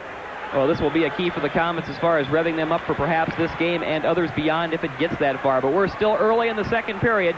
3-1 Komets if you're just joining us. 17 minutes to go in period 2. Bruce Boudreau controls behind the Comet net, slips the check, and fires it off the boards. Now cleared to center ice where it's played by Tom Tilley. Tilley fires cross ice. Boudreau intercepts. Now Boudreau backhands it in, intercepted though by Jason Ruff. Ruff controls the puck into the Comet end. Big Jason Ruff bumped off the play by Gruel. Now down behind the net. Gruel plays Ruff and he takes him down with the trip. And there'll be a Comet penalty. Well, that was just a matter of Ruff getting his feet caught up in the stick of Scott Gruel or vice versa. And you're seeing a penalty, I think, to Scott Gruel for tripping. Ruff showing some good hustle, though, showing a move on Dan Lambert to beat him, and Scott Gruel had nothing to do but pinch down low and take him, and there you see his stick getting in the skate of Ruff for the penalty.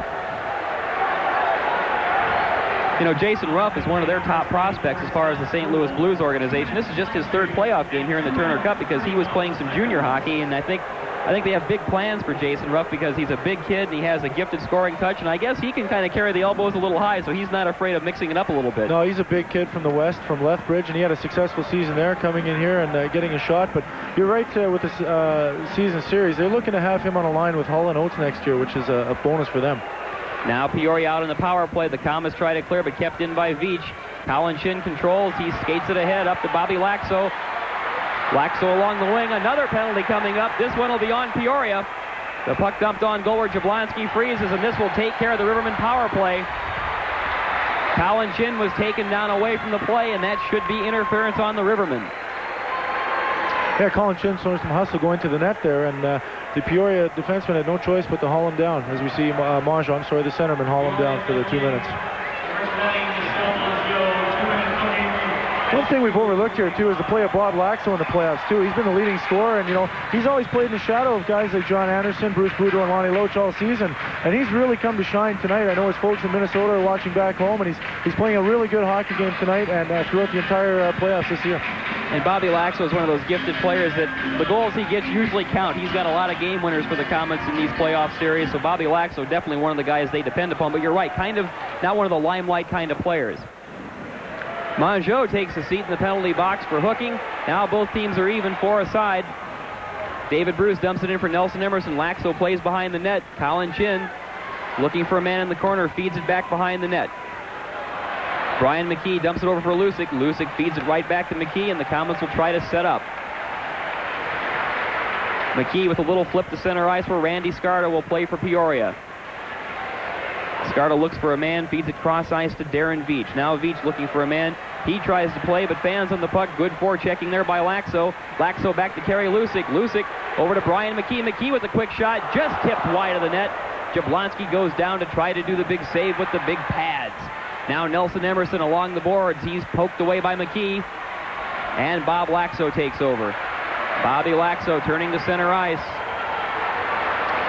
Fakes the shot, then fires just wide, comes hard off the boards, and sails by a pirouetting Pat Jablonski. Now here comes Richard Peon with the big shot. Beauregard with the glove save. He'll hang on for the faceoff. Huge save by Steph Beauregard. He hadn't seen a lot of action at the end of the first period, and huge save by him. 16 minutes to go in the second period. The Komets lead it 3-1 from here at the Coliseum. We'll be right back. We'll run for the border now, don't miss this. Taco Bell's got tacos for 39 cents. New snack size, come on in. You get them, then you just 39 cents. Tacos and burritos in a new snack size. They call them Fiesta. Once again, that's right. 39 cents. Bubba, you heard me right. You heard me right. Well, Fiesta burrito, Fiesta taco, Fiesta soft taco, yes indeedo. 39 cents. Run for the border, come on in, cause Taco Bell's done it again. Well, there we see the shot at the high side with Steph Beauregard getting the pancake up there. Beautiful save to shut down the Peoria attack. Now it's Dave Tomlinson and Ian Boyce on the draw. Picked up by Jean-Marc Richard. He starts out for the Komets. Richard taking a look at center ice, dumps it in. Jablonski plays it aside with the glove and then flips it into the corner. O'Brien off the boards, kept in by Richard with the quick shot. Now it's centered by Bruce Major in front of the side of the net, but Jablonski clears away. Robinson up ahead to Dave Tomlinson. Jean-Marc Richard, though, dumps it back into the Peoria end where Rob Robinson goes after the puck. Robinson cuts in front of his own goal and feeds it over to David O'Brien. Here's O'Brien trying to dump it into center ice. It goes into the corner. O'Brien follows. Beauregard plays it off the boards. Here's Ian Boyce. Boyce over to Bobby J. Up to Scott Gruel.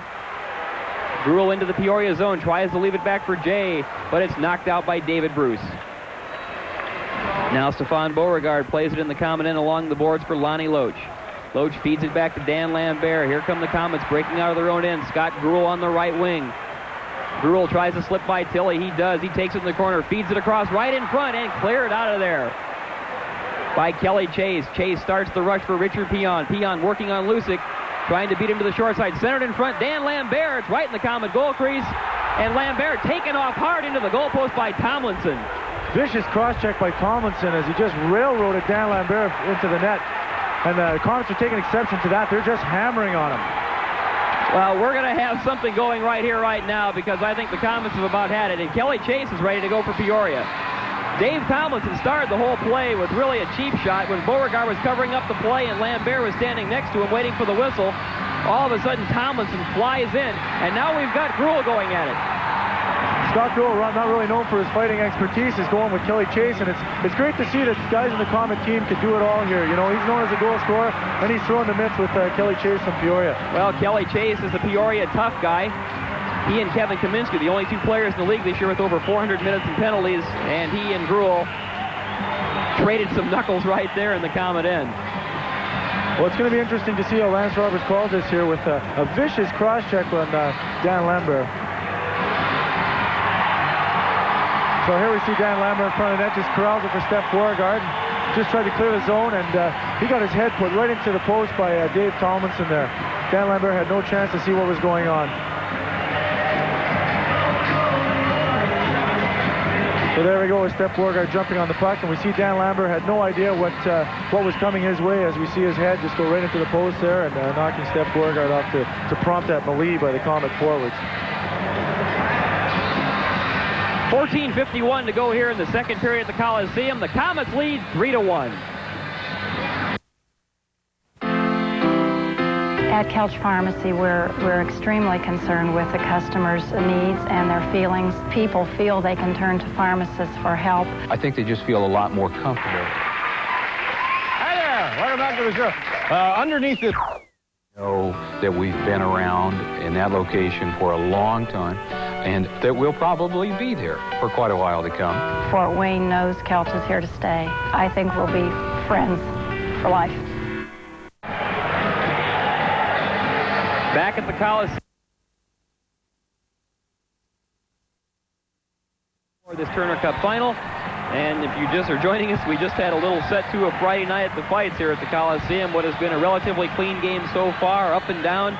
A little bit of bumping here and there, just kind of broke loose a couple of minutes ago when, again, Mike, it all started with really what I consider to be a pretty bad cheap shot by Dave Tomlinson. Hitting a guy from behind is one thing, but when you do it with the goal right there and you can blast him into the post, that's just completely uncalled for. Yeah, I've seen players' careers throughout my career get ended on something like that, and you see Dan Lambert talking to Steph Beauregard. He seems to be fine and up and at him, but that's something that players should take exception to, you know, is the cheap shots like that, and the Comet players obviously taking exception to it and going right at Kelly Chase and Dave Tomlinson.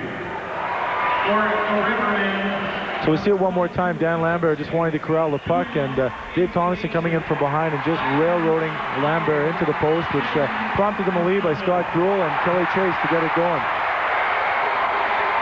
We're just waiting for the call here by Lance Roberts to see by the reaction by the Fort Wayne fans. I believe that Comets are going to be up on the power play here.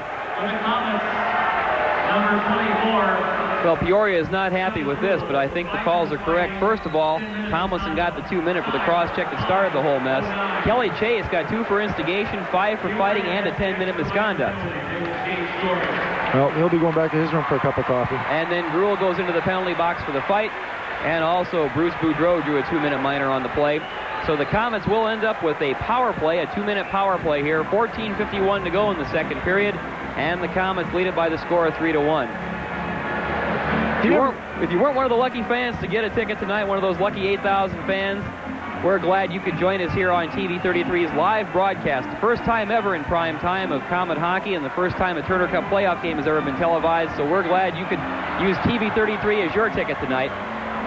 I tell you, it's just a great thing that they can bring TV hockey back to Fort Wayne, because I know they threw it up on the satellite for the fans of Peoria, and there's fans all across picking this up on the satellite tonight. I know my friends back in Winnipeg are watching the game, and if I could, I'd like to say hi to them, and all the parents of the Comets, too, went to the prospective places to watch the game, and it's really good, a positive thing for Fort Wayne that they can get this happening one more time. Well, Mike, I was talking to trainer John Brick, and he asked me to say hello to his mother, Marion Brick in Barrie, Ontario, so we'd like to say hi, Mrs. Brick. Your son is doing very well down here, keeping the Comets healthy. Ready to start in the power play. The draw goes from Colin Chin, fed over to Brian McKee, and McKee will try and start the Comet power play. He feeds it over to Lonnie Loach. Loach's pass is intercepted by Peon. Peon leaves it at center where Robin Bawa scoops it up. Now Bawa tries to dump it in. It's poked out by Darren Veach, and the Comets will have to start again. Bawa and John Anderson and Colin Chin on the power play unit. Lonnie Loach is out to play defense on this power play. Loach skates it in, leaves it for Bawa. Bawa looking for a man, leaves it at the point for McKee. McKee in front, just by Chin. Bounces back out. Bawa controls behind the net. Now it's Veach rubbing Bawa off the boards. The Comets try to dig it out. Colin Chin in there. It's Veach kicking it out. And Peoria comes out with the puck. David Bruce wraps it off the boards and into the Comet end. Stefan Beauregard leaves it for Lonnie Loach behind his net. The Komets will get organized again. Loach brings it up to center. Feeds across to McKee. McKee to Colin Chin. Chin takes it into the Peoria end. Leaves it for Brian McKee in the slot. McKee, the quick shot, right on. Hits Jablonski in the chest, and he pins it there for the faceoff. Good power play by the Komets. They're getting a lot of pressure in the Peoria zone, except for the couple dump downs. And you saw the first shot of the game by Brian McKee, who's got probably one of the hardest shots in the league, trying to get at Pat Jablonski. So we'll see it once again as Chinner delays and lays it up for Brian McKee, who just lets a ripper go, and unfortunately hit the crest of the Peoria goalie, Pat Jablonski. You know, it's easy to see, Mike, why Brian McKee was voted the top defenseman this year in the IHL, but was the IHL's top scoring defenseman, over 30 goals. Not only does he have that bullet of a shot, but he really lets it fly in a hurry. Oh, yeah, and he's got great anticipation of the play, too. I know my former college coach, Wayne Fleming, is now the assistant GM of Team Canada, and they've offered him a tryout. As soon as we're done here, he's on his way to Calgary for a tryout with Team Canada, which is nice to see. Now the linesman moves back Jason Marshall, and Ian Boyce a shade out of the face-off circle, set to drop the puck between Richard Peon and Kevin Kaminsky. Peon wins the draw. Back in the corner, Robertson hounded by Lakso. Along the board, Jean-Marc Richard controls. He takes it in deep. Now he looks for a man at the point. Out to Ian Boyce. Boyce to Richard. Richard back into the corner for the Komets. Kevin Kaminsky looking for a man. Kaminsky right in the slot. Ian Boyce takes it behind the net, turns back out, now feeds it right in front. Off of Jablonski's stick. It's a loose puck in front. Boyce out to Dan Lambert. His shot is knuckleballed over the net. Kaminsky controls. Now out to Bob Lakso. Kaminsky holds, centers across to Brian McKee cutting in. Now it's Dan Lambert on the play, and Jason Marshall and Lambert are trading some blows. Well, we're seeing what happened down the Fort Wayne zone as Kevin Kaminsky throwing some bombs there. Connecting, I'm not sure on the Peoria player, but we just saw that 2 minutes ago in the Fort Wayne zone, and now Peoria taking exception to it and throwing their weight around. Richard Peon having words with Ian Boyce there. And, you know, it's a game of inches tonight. It seems neither team wants to give up anything. Well, obviously you can tell it's a situation where the Komets feel they really have to pursue the puck. And you can tell Lambert took some exception to being rubbed off by Marshall. Danny kind of stuck the skate in there trying to jar the loose from Jablonski. And there's Ian Boyce up close and personal. More penalties to be handed out here at the Coliseum. It's 3-1 Komets midway through the second period. The completely redesigned 1992 Mercury Grand Marquis is here at Fort Wayne Lincoln Mercury. The new standard for full-size sedans is aerodynamic, yet roomy, more powerful while using less fuel, with advancements like sequential fuel injection, ABS brakes, and driver's side airbags. But perhaps the best feature of the new Grand Marquis is our introductory sale price, as low as $18,991, only at the Midwest's largest Lincoln Mercury dealer. Fort Wayne Lincoln Mercury. On Coliseum, across from Glenbrook. 13-13 to go here in period 2 at the Coliseum. Game 4 of the Turner Cup Finals. The Komets lead 3-1. Penalties being handed out. Dan Lambert picks up 2 minutes for roughing. And Kevin Kaminsky gets a 10-minute misconduct. No penalties handed out to Peoria on the play. This is a very questionable call. Well, he was handing out some calls at one end, and I think Lance Roberts feels he has to even it up here in the playoffs, and we're just seeing a case of that right now, Kurt. Well, that takes care of the Komet power play. They had 22 seconds remaining on the power play. But now Lambert goes into the box to sit for 2. One good thing about the officiating in the playoffs, it has been very consistent, which is nice to see. You know, when you're playing out there, everyone wants to try and figure out which referee is doing the games, and that hasn't been a problem in the playoffs, and it's something they should address for next year. Like, hats off to all the officials this year in the playoffs. That's for sure, you know, especially in this Peoria series. And, you know, when the fans spend their money, it gives me entitled to do some yelling, and they usually point it at the guys in the striped shirts. But I've really been impressed with the quality of officiating, especially in the finals.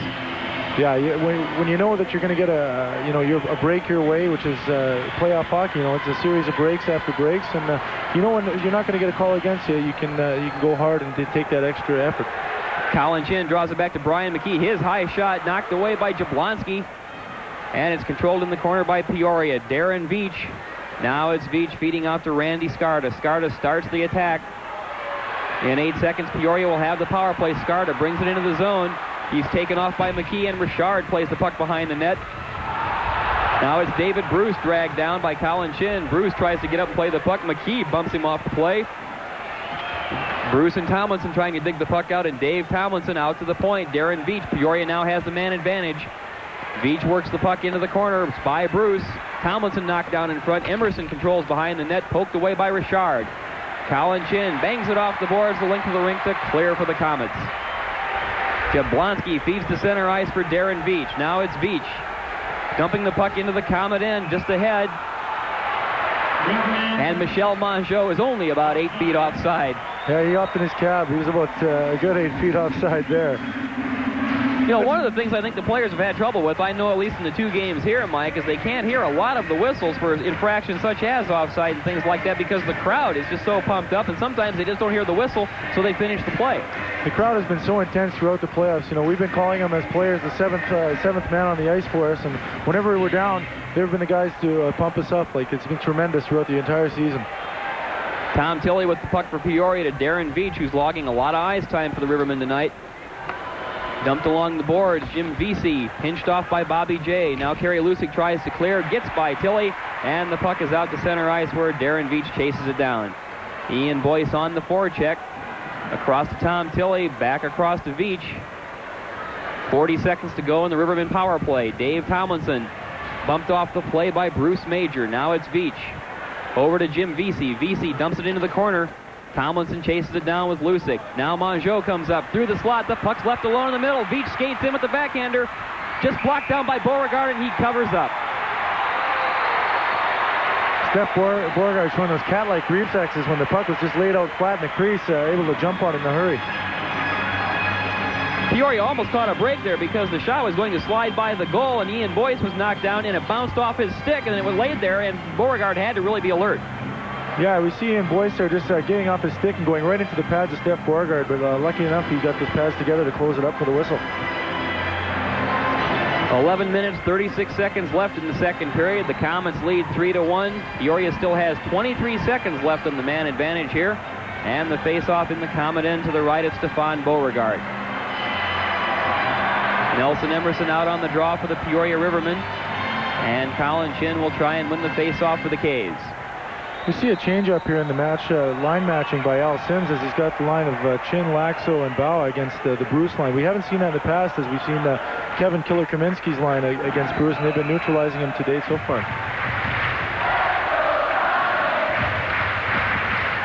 Linesman Jerry Burt now just about set to drop it between Emerson and Chin. Chin and Brian McKee getting organized.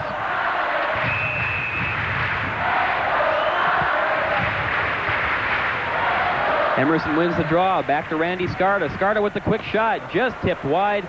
And Lakso will fire it. But under control by Tilley. Tilley then feeds across to Randy Scarta. Scarta fires it hard into the Komet corner. It slips by Beauregard. Lakso tries to play along the boards. Now it's Ruff in there. Poked away from him. Nelson Emerson trying to come out into the slot. Emerson in front. Out to the point to Tilley. Tilley shot kicked away by Beauregard. The power play is over. The Komets back at full strength. John Anderson on the ice for the K's. He has 2 goals tonight, and he's chasing down Tom Tilley. Now it's Tilley behind his own net to Scarta.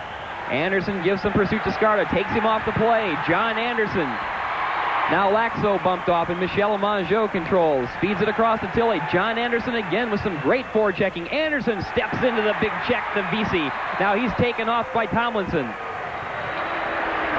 The puck flipped high into the Komet end. There's Beauregard controlling behind the net. He wraps it around the boards for Johnny Anderson. Anderson feeds it ahead to Colin Chin. Chin pursued from behind by Vesey, and there'll be a penalty behind the play. Lance Roberts' arm goes up, and he is signaling a roughing penalty. Dave Tomlinson going to go off for the rough there, and he just showed no composure whatsoever by throwing the extra punch at Danny Lambert. I don't know if he caught that one, but it was behind the play. And Dave Tomlinson took exception to a little shove on the net and just let Jean-Marc Richard have it right in the chest. Well, Tomlinson's a bit of a scrappy cuss. I know the St. Louis Blues kind of like his intensity and things like that. He did see some service with them until they were knocked out of the playoffs, but that was kind of a silly penalty. I think he took exception of being shoved into the back of the net by Richard. Came up swinging, and the referee, Lance Roberts, standing right there. So it'll be Dave Tomlinson cooling off a pair here in the penalty box, and that gives the Komets Another power play situation. 10:29 left here in the second period. The K's on top 3-1, trying to stay alive in this Turner Cup final series. Again, everybody knows by now Peoria leads 3-0.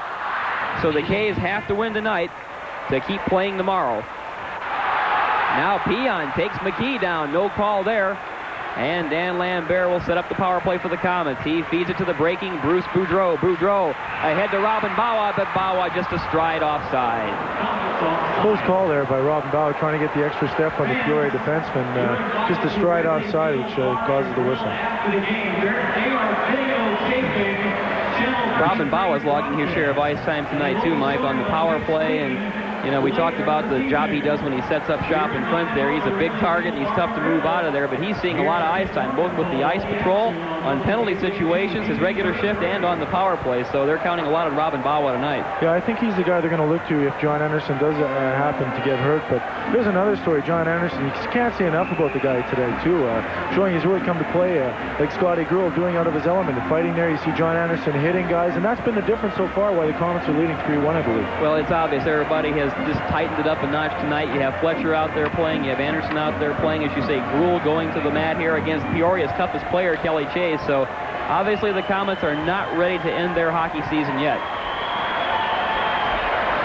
Now the pass is fed over to Bruce Boudreau. He slips by the check of Bruce. But Rob Robinson controls for the Rivermen. Off the boards, David Bruce kept in by McKee. Right on goal, Jablonski clears it aside. Rob Robinson, he's chased by the Komets to McKee in the slot. The high shot, kicked out of there by Jablonski. He had to be quick with the glove. Now it's McKee, and it's David Bruce beating McKee 2-on-1 to Richard Peon. The quick shot just wide, and Bruce wasn't there to finish the play. Now the Komets bring it back up. It's Lonnie Loach. Loach into the Komet zone. The quick shot. Hit the goalpost. It deflected, and it hit the goalpost and came out, and Jablonski jumped right on the rebound. He really had Jablonski fooled there as it went up, I believe, a defender's skate to cause an almost goal by Lonnie Loach. Here we see the shot just tipping off the defenseman and off the post, and right into the pad of Jablonski for the whistle. Close call. There you have the goalie's worst nightmare and best friend all in one shot. A big drive, changes direction because it tips off a defender, but then the goalpost, his best friend, is there to save him. Yeah, you don't see him tapping those posts all the time for nothing out there. Right now, Pat Jablonski, here we go again. Right now, Pat Jablonski is cursing his defenseman and kissing his goalpost. The big drive that just about had him beat. It had him cold on the short side, but he got lucky to get the rebound. Now the Komets again, 1 minute to go in the power play. It's Kerry Lusick back to the point. Anderson sets up shop in front. The big drive is tipped away, though, by O'Brien. Now Scarta tries to clear it out. Anderson again with some great forechecking. Feeds it back to Richard. Richard across to Lusick. Lusick over in the corner. Bob Lakso back out to Lusick. Lusick feeds it quick to Lakso. Lakso looking for a man. Now he's got Colin Chin in the corner. Lakso breaks in. The quick shot blocked down, and Jablonski covers up. Wow, great pressure again by Fort Wayne going to Pat Jablonski, and with 3 goals now, with 4-1 lead, would really put them almost out of it, Kurt.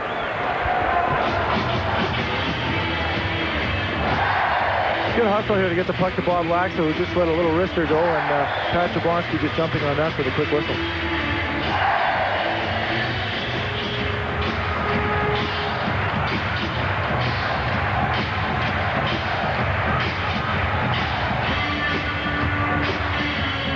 .35 seconds left in the Komet power play. 9 minutes to go in the second period. So far, the Komets are doing the job they had to do to come in here tonight to keep this series going. They lead it 3-1. Colin Chin against Richard Peon of the Rivermen.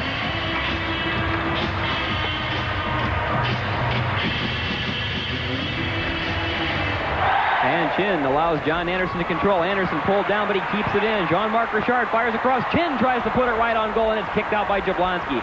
Now Chin fights off the check. Peon tries to clear. Richard kept it in, but it's dumped out to center ice. Brian McKee plays it ahead. Now Bobby Lakso slips by Peon. Lakso, and we've got another confrontation here. This time it'll be David Bruce. It's Brian McKee down there getting involved, too. And Peon laying a spear to now Colin Peon, Chin. yes. Peon and Colin Chin are also exchanging some barbs. Well, he said he's a feisty one, and there he is, showing why, just getting a stick in the legs of Colin Chin. But Chinner's not one to back down from anyone. He might not be that tall, but he really sticks his nose in there. Well, you can tell the objective of the Komets tonight was to try and get the one guy who was hurting them the most, and that's David Bruce, because McKee was working Bruce over pretty well, and it was right near the Komet bench, and it was kind of like a who's who. Bruce had words with Bawa, then as he went by the penalty box, he had words with Kaminsky. But obviously, both players are going to come on in this. There'll be coincidental minors coming up to Brian McKee and also David Bruce. Well, no, it looks like an innocent-looking play enough, but Brian McKee hanging onto the stick, and Bruce just leveling McKee in the back of the head, which prompted the 2 penalties. But anytime you can get a guy like David Bruce off the ice, you're doing well, because he's not a top goal scorer for nothing, and when you can get him in the penalty box, you're doing all right. It's a good trade. Coincidental minors, a holding penalty to Brian McKee, a roughing penalty to David Bruce. That will still leave the Komets with 16 seconds of power play time. There's 8:44 to go in the second period. The Komets on top by the score of 3-1. Bruce Boudreau draws it back to Jean-Marc Richard. He skates it in, then fires into the corner. Tom Tilley plays behind the goal, and he fires it the length of the rink through a vacant slot at center ice. Now it'll be Beauregard firing it around the boards for Boudreau. Boudreau dumps it back in for Lucic. Boudreau hit hard off the play by Nelson Emerson. And then Anderson just knocks the stick out of the hand of Emerson. John Anderson is playing like a man possessed tonight. Pass goes off of Anderson's skates. Richard feeds it over, though, and Lonnie Loach takes control. Loach off a Boudreau stick into the end. But Peoria breaks up the play and feeds ahead. It's Randy Scarda. Over to O'Brien. O'Brien in the corner. Bumped hard off the play by Jean-Marc Richard. Now it's Dave Tomlinson. Kerry Lucic sizes him. Tomlinson tries to throw the big elbow. And it'll be Dave Tomlinson again taking some penalty time for the Peoria Rivermen. We've got more penalties coming up from here at the Coliseum. 3-1 Komets. We'll be right back. This is Hardee's quarter-pound cheeseburger. Its dimensions about 64.65 millimeters bun to bun. The patty 12.65 millimeters of 100% thick, juicy beef. And for a limited time only, it's just 99 cents. Now, we believe there isn't a cheeseburger this thick and this high for this low in the business. So recently, we offered all the other fast food restaurant chains half the screen to compare their cheeseburgers to ours. But no film arrived. Obviously, they're afraid of height. Hardee's quarter-pound cheeseburger. It's very high, it's at a very low price, only Hardee's. We're back at the Coliseum. At this point, referee Lance Roberts is content just to take a guy off from each side in these altercations. You have Dave Tomlinson hanging out the big elbow to Kerry Lucic. Lucic got the roughing in return, so both guys will sit out a pair. Both teams now at even strength. 7:56 to go here in the second period. 3-1 Komets. Ian Boy is set to take the draw from Michel Mongeau. He pulls it back to Dan Lambert. Now Lambert tries to feed it ahead. Mongeau controls the puck. Bruce Major dumps it out. And this will not be an icing call. It caromed off a Peoria player. Pat Jablonski leaves it to Robinson. Up ahead to Jason Ruff. Back to Robinson. Robinson feeds behind his net to Jason Marshall. Marshall plays it off the board. Bruce Major tries to pinch it in. It's out, but the Komets control. Ian Boyce dumps it back into the Peoria corner. Now here's Jason Marshall looking to get a play started for Peoria. Marshall to Michel Mongeau. Mongeau dumps it in, leaves it for Robinson. The quick shot just tipped wide by Jim Vesey. And the Komets bring it back out. Ian Boyce starting with a head of steam. Here's Boyce. Boyce dazzles the move. Oh, a quick shot right on. And Jablonski knocks it away with the blocker. Then Boyce pulled down behind the net by Marshall. Now Peoria starts back out. Ruff with the backhand pass to Vesey. Vesey to Mongeau, but intercepted by Brian McKee.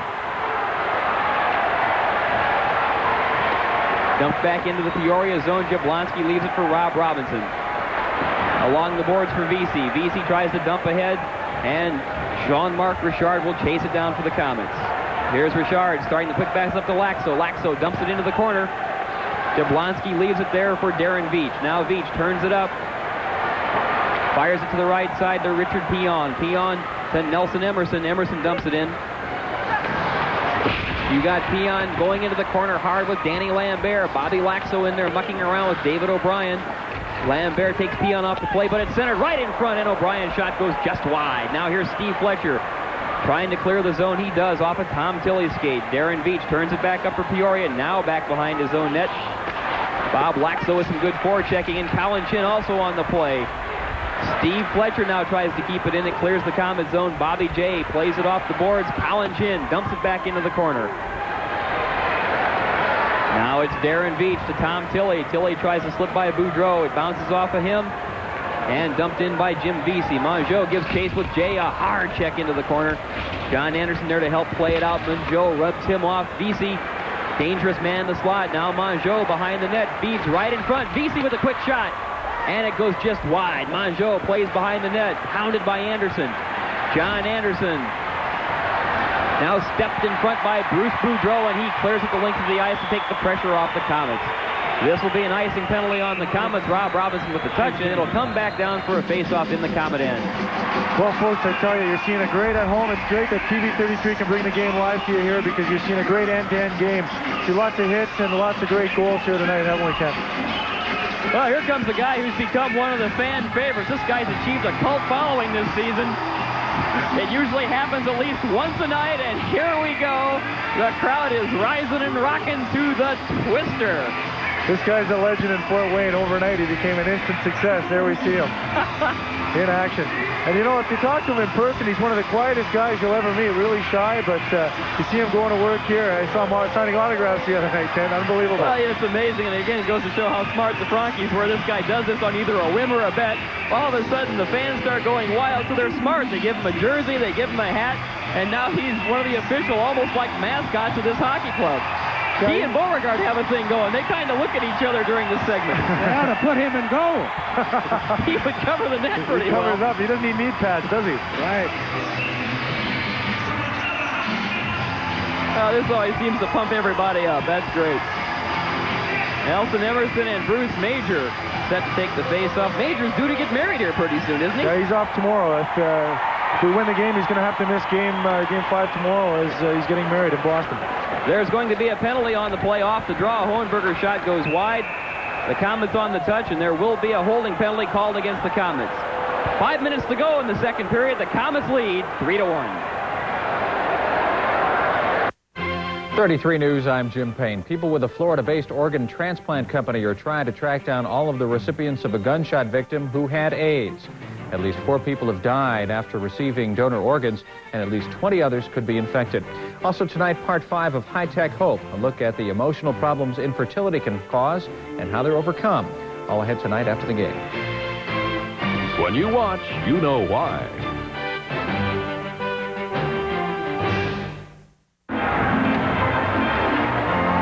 5 minutes to go here in the second period. Game 4 of the Turner Cup Finals. The Komets fighting to stay alive in the series, trailing Peoria 3-0, but they have the lead here by the score of 3-1. Peoria going on the power play. Brian McKee gets 2 minutes for hooking. Emerson tries to draw the puck away from Colin Chin. Now it's Emerson. Back to Randy Scarda. Scarda dumps it across to Jason Ruff. Terry Lusick behind the net. Backhands it to Bobby Lakso. Lakso tries to poke it out, but it's pinched in by Darren Veach. Now it's kept in front by Mongeau. And then Jason Ruff with the shot. A big scrum in front. Great save by Beauregard. He never saw the puck, and he covers up. They don't say he has the quickest feet in the business because he just slid that pad right out there to block that shot by Ruff there. Unbelievable save by Steph Beauregard. Hopefully there's a scout from Winnipeg in the stands there that saw that action. Mike, you can tell when a goalie's going to have a good game when he stops the shots he doesn't see. Oh, that's for sure. We see he stops the first one there. Second shot right off the bat. And he gets those quick feet of his throwing the pad out for almost sure goal by Peoria. That's the save of the game so far tonight by Stefan Beauregard. He not only made the first 2 quick stops, when he went down trying to search his way through a screen, he kicks out the right foot very quickly, stops the shot by Jason Ruff, and then covers up for a faceoff. Nelson Emerson against Ian Boyce on the draw. Boyce bumps Emerson off the play. That allows Lusick to pick up the loose puck and clear it out of the Komet end. A minute and a half to go in the Rivermen power play. They trail it 3-1. Darren Veach now starts the attack up center. Feeds it across to Nelson Emerson. Emerson bumped off by Ian Boyce. Now Boyce tries to poke it out. Scarda back to Veach, but Major gives him pursuit. Now it's David Bruce firing the long shot wide of the net. Beauregard controls. Terry Lusick wraps it around the boards, but it's kept in by Randy Scarda. Now Scarda tries to feed Emerson, and it's cleared the length of the rink by Ian Boyce. Pat Jablonski leaves it behind the net for Darren Veach. Veach looking to start the play, brings it up ice himself. Now it's Darren Veach, the hard shot into the Komet corner. Beauregard puts the stick out, it sails over it. Mongeau gets it caught in his feet, he's bumped off by Lakso. Danny Lambert clears the length of the ice, and Pat Jablonski will fire it along the boards for Veach. Veach feeds Dave Tomlinson. Tomlinson to center, leaves it to the Comet blue line to VC. VC drops it back for Scarta. His quick shot just off of Beauregard's glove, and he clears Tomlinson out of there, and there'll be another penalty coming up. And Tomlinson is going to get the interference penalty. He can't believe it. He's furious right now. They're really keeping an eye on Dave Tomlinson. Well, he's a feisty guy. I think we have a case here, Mike, where it's the unwritten rule. Dave Tomlinson's not happy at all. But it's a situation where when he goes into the Comet crease, Beauregard hands him about 5 pounds of leather. Yeah, I always see a quick shot on Steph Beauregard. An obvious interference call on Dave Tomlinson as he just laid the elbow to the head of Steph Beauregard. Beauregard took exception, just pounded and went right back. Lance Roberts kind of missed the right cross. Steph planted right in his chops. But the Comets will take it. Dave Tomlinson shaking his head in the penalty box. He can't believe it. I don't think he would have really disputed the interference because he was camped right in Steph's crease, but he's sitting there with his old face hanging out there, and Steph just dusted him one. He probably expected to go 2 each way. Nothing hurts more than a breadboard by those blockers that those goalies have. They're about 5 pounds of metal in there, it feels like, when you get it by one of those. Now Bobby J starts the attack for the Comets. He dumps it into the corner. Jablonski plays behind the net and leaves for Robinson. Robinson starts out. Fine rushing defenseman, Rob Robinson. He skates it back now, wants to set up again. Over to Jason Marshall. Marshall wraps it around the boards into the Comet corner. Beauregard stops behind the net. And Colin Chin now. The Comets go on the power play. They'll have a minute and a half of power play time. 3 minutes to go here in period 2. The K's lead 3-1. Colin Chin slips by Emerson with a good move. Now he's by Bruce, who tries to put the leg out. Over Anderson's stick with Bobby J. Fires into the corner. The quick centering pass by Chin. And that's by everybody and cleared back into the Comet zone. Brian McKee starts the attack once more. 1 minute to go in the power play. McKee up ahead for Danny Lambert. Lambert to John Anderson. Anderson in the slot. Lonnie Loach. Loach looks back for McKee. McKee, the quick shot, blocked by Richard Peon. Lambert in the corner. Lambert behind the net. David Bruce intercepts. He tries to clear it, but it's off the skate of Lambert. Now it's Brian McKee feeding to Boudreau. Boudreau at the top of the circle. Fakes the shot, fakes again. The quick pass over to Loach. Oh, right foot, John Anderson scores! Well, folks, what you're seeing tonight is the John Anderson show as he was Johnny on the spot, right in the crease to tap home that rebound by Bruce Boudreau. Unbelievable. John Anderson with the hat trick. He hasn't played in over a month, and John Anderson comes out of the walking wounded list to come out and get the hat trick for the Comets tonight. What a performance by John Anderson. The K's lead 4-1.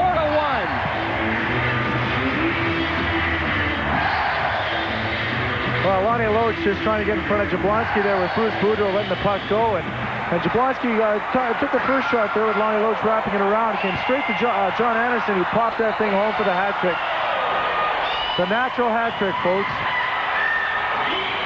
Right off the pad. And he's played in the NHL for 10, 11 years, so he knows where to be when situations come up like that. Natural hat trick for John Anderson, something you don't see too often in pro hockey when he can score 3 goals in a row. Gives the Comets a 4-1 lead with 2:10 left. Unbelievable, Ken. Mike, this has to be one of the hugest efforts I've ever seen, because I think people came in here tonight saying, yeah, we're proud of this hockey club, we're going to support them. Win or lose, they didn't expect a whole lot, but John Anderson comes out of sick bay, talk of his career being over. Not only does he come out here and play, motivates the team, doesn't wear the helmet. I mean, he goes back to the NHL days, and all of a sudden the guy, okay, he contributes the goal. He sets the tempo for the start of this period with that blistering drive to give him another goal, and then now, as you say, the natural hat trick. This has to have this hockey club so pumped up they don't know what to do with themselves. Seeing an effort like this from John Anderson, if you know the guy, you're going to really feel for him and feel for the Comets, because he's a guy that came into Fort Wayne as a 10-year pro, and most people think he can be conceited and arrogant about it, and he's been nothing but an asset to this hockey club on and off the ice. The goal by Anderson, his third of the game for the hat trick at 17:50.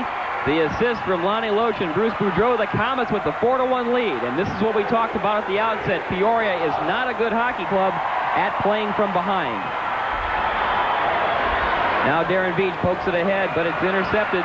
Lambert Weaves across, still controlling the puck. Lambert dumps it in the corner. Veach behind the net. Now he'll start the attack again for Peoria. Darren Veach looking ahead. Feathers the backhand pass to Mongeau. Mongeau tries to feed it ahead, but play is called for an offside pass. And the faceoff goes back in the Peoria end. 1:38 to go here in period 2. The Komets leading it 4-1, and it has been the John Anderson show. We're going back to John. You know, I know we've been talking about it quite a bit, but when he did come to this town, he really does offer a lot to the players, you know, in practice. And he's always the guy that's staying out extra after practice and working on. You got to remember, too, that folks at home, he hasn't played in over a month. And if you miss 2-3 days off the ice, you can feel it. And he's stepping right in here and playing a caliber of this after a month's layoff. It's unbelievable to see. Now Brian McKee with a shot right on, and it's blocked by Jablonski. He leaves it for Jason Marshall behind the net. A minute and a half to go here in the second period. Nelson Emerson takes the pass, starts up center for Peoria. Now it's Emerson trying to dump it in.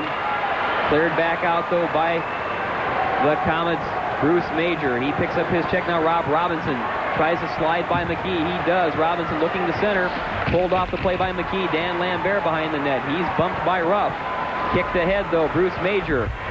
Major dumps it off the boards, and that goes by everybody. This will not be icing. It slid by Jason Marshall. And the Komets continue to pour the pressure on in the Peoria end. 1 minute to go in period 2. 4-1 Komets. Game 4 of the Turner Cup Finals. We're glad you could be with us. Jason Ruff now in the Komet zone. Backhands it to Mongeau. Mongeau steps by Lucic, but Lucic hauls him down. Bruce takes a heavy hit from Kaminsky, and the Komets start back up. It's 3-on-3. Bruce Major slides by one man, dumps it in. And it'll be Dave Tomlinson for the Rivermen behind his own net. He leaves it for Tom Tilley. Now Tilley starts the rush. Tilley up ahead. Tomlinson stepped off the play by Bruce Boudreau. Terry Lucic feeds it ahead. It's controlled by Tilley. Across to Randy Scarta. Scarta trying to make one last rush. Scarta tries to dump it in. Cleared out by Jean-Marc Richard. And Tomlinson was hit hard by Lonnie Loach. Tom Tilley behind his own net, and they'll run out the rest of the period here at the Coliseum. 2 seconds, 1 second. That's it, the end of the second period. It's been all Komets here in period 2. A standing ovation from 8,000 strong. 4-1 Komets. Will be right back. When you opened your first savings account, life was simple. A few pennies in interest was exciting, and access was no problem. You couldn't take the money out without Mom or Dad's okay anyway. But now life's more complicated. That's why there's the Any Day, Everyday account from Fort Wayne National Bank. A 7-day account with a higher rate of return than ordinary savings, with weekly access to your money on any day you choose, even Tuesday if you like. Plus a Gold MasterCard at no charge. Because your life is changing, get to know a banker at Fort Wayne National Bank. Member FDIC. Here it comes, the largest ever in Indiana. The Spring Gun and Knife Show comes to the Allen County Memorial Coliseum this Saturday and Sunday. Over 2.5 acres with 700 tables of shotguns, rifles, handguns, knives of all kinds, military items. Also everything for the hunters, shooters, and outdoor sportsmen. If you've got any firearms for sale, bring them to the show. Thousands of buyers will be there. Don't forget, that's the big Spring Gun and Knife Show at the Allen County Memorial Coliseum this Saturday, 9 a.m. to 6 p.m. and Sunday, 9 a.m. to 5 p.m. Tell a buddy, bring a friend, and buy, sell, or trade. Don't you dare miss it. Ace Rent-A-Car has great cars at super saver rates. When your plans call for a car or van, phone Ace Rent-A-Car. For example, rent a Chevrolet Cavalier 4-door at the reduced price of only $109 for an entire week. Just $109. Why pay more? Ace Rent-A-Car also rents van conversions, passenger vans, and minivans. Save at Ace Rent-A-Car, 2 blocks north of Glenbrook on Speedway Drive. Open weekdays from 7 until 6 and Saturdays from 8 until 2. Well, run for the border now, don't miss this. Taco Bell's got tacos for 39 cents. New snack size, come on in. You get the menu just 39 cents.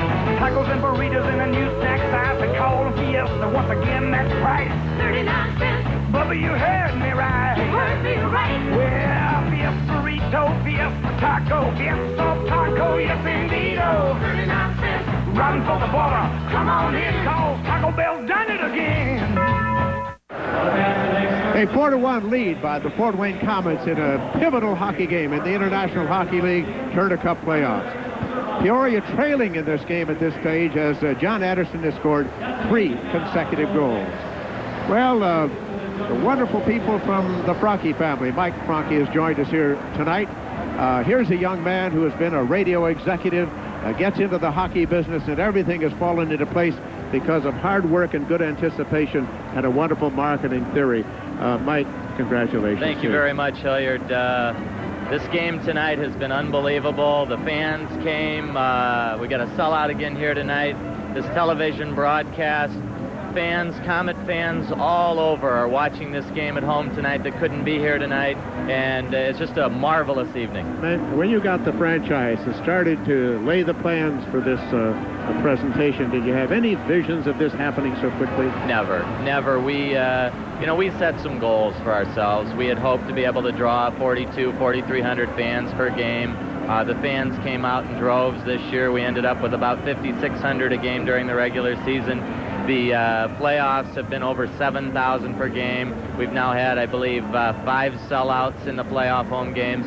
The fans have been tremendous, and the one thing that this hockey club wanted to do tonight, and they wanted to win this Turner Cup for the fans of Fort Wayne, and we're down 3-0 coming into this game. These guys so badly want to win a game at home, at least one, hopefully 4 in a row here to take the cup back to Fort Wayne, as these guys just love these fans. The fans don't realize how much they pump these guys up. They're just unbelievable. Michael, you're a hockey expert. You've done a lot of color commentating. Bob Chase needed somebody to carry a suitcase for him about 5 or 6 years ago on the broadcast on the radio, and I was fortunate enough to work with Bob for 5 years, and just had a wonderful experience as the color guy on the radio broadcast. And as you well know, Bob's a treat to work with, and I've learned a lot working with Bob. Bob Chase and the Hilliard Gates of the world are the people that you look up to when you're growing up, and it's just an absolute pleasure to be able to work with people like yourself. Michael, you may be back here next week. Yes, let's hope we can keep this lead here and win this game.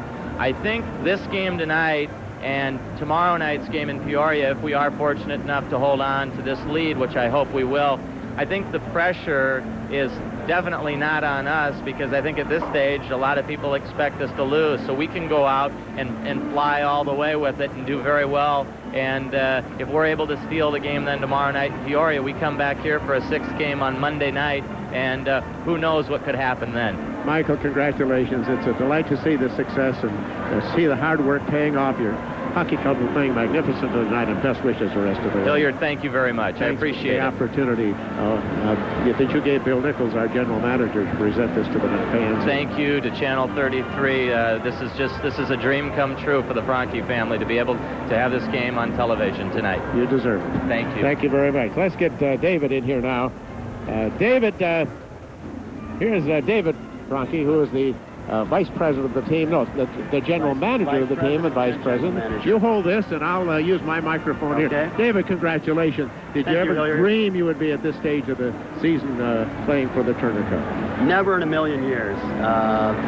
We started out the season, we wanted to be competitive. We wanted to bring hockey back to a level of respectability, both financially and also from a fan standpoint.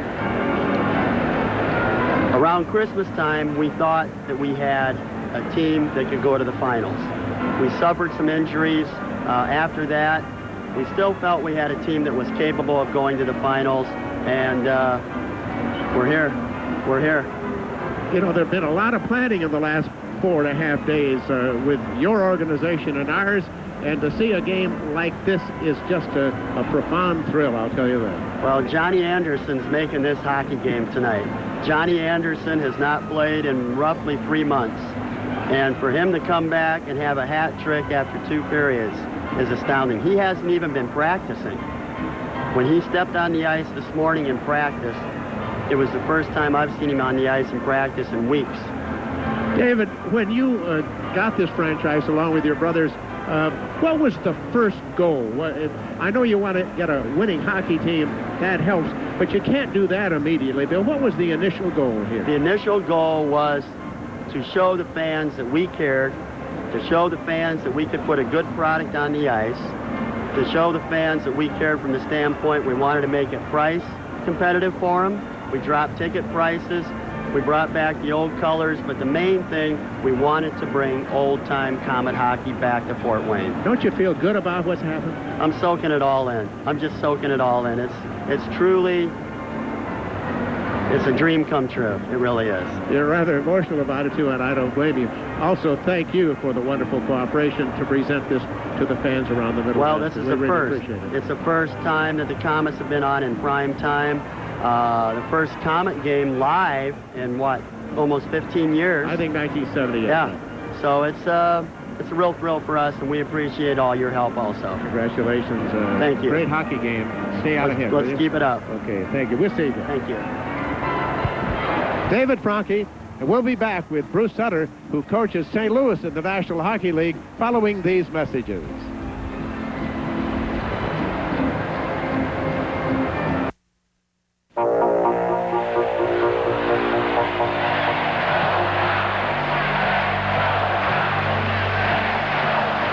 It's not too early to be thinking about season tickets for next year's Komet hockey action. Season tickets for next year are priced at their lowest right now. All big saving offers expire on May 31st. Call for the Komet office at 483-0011 for more information. Don't miss one exciting moment of the 40th anniversary year of Fort Wayne Komet hockey. Call today, 483-0011.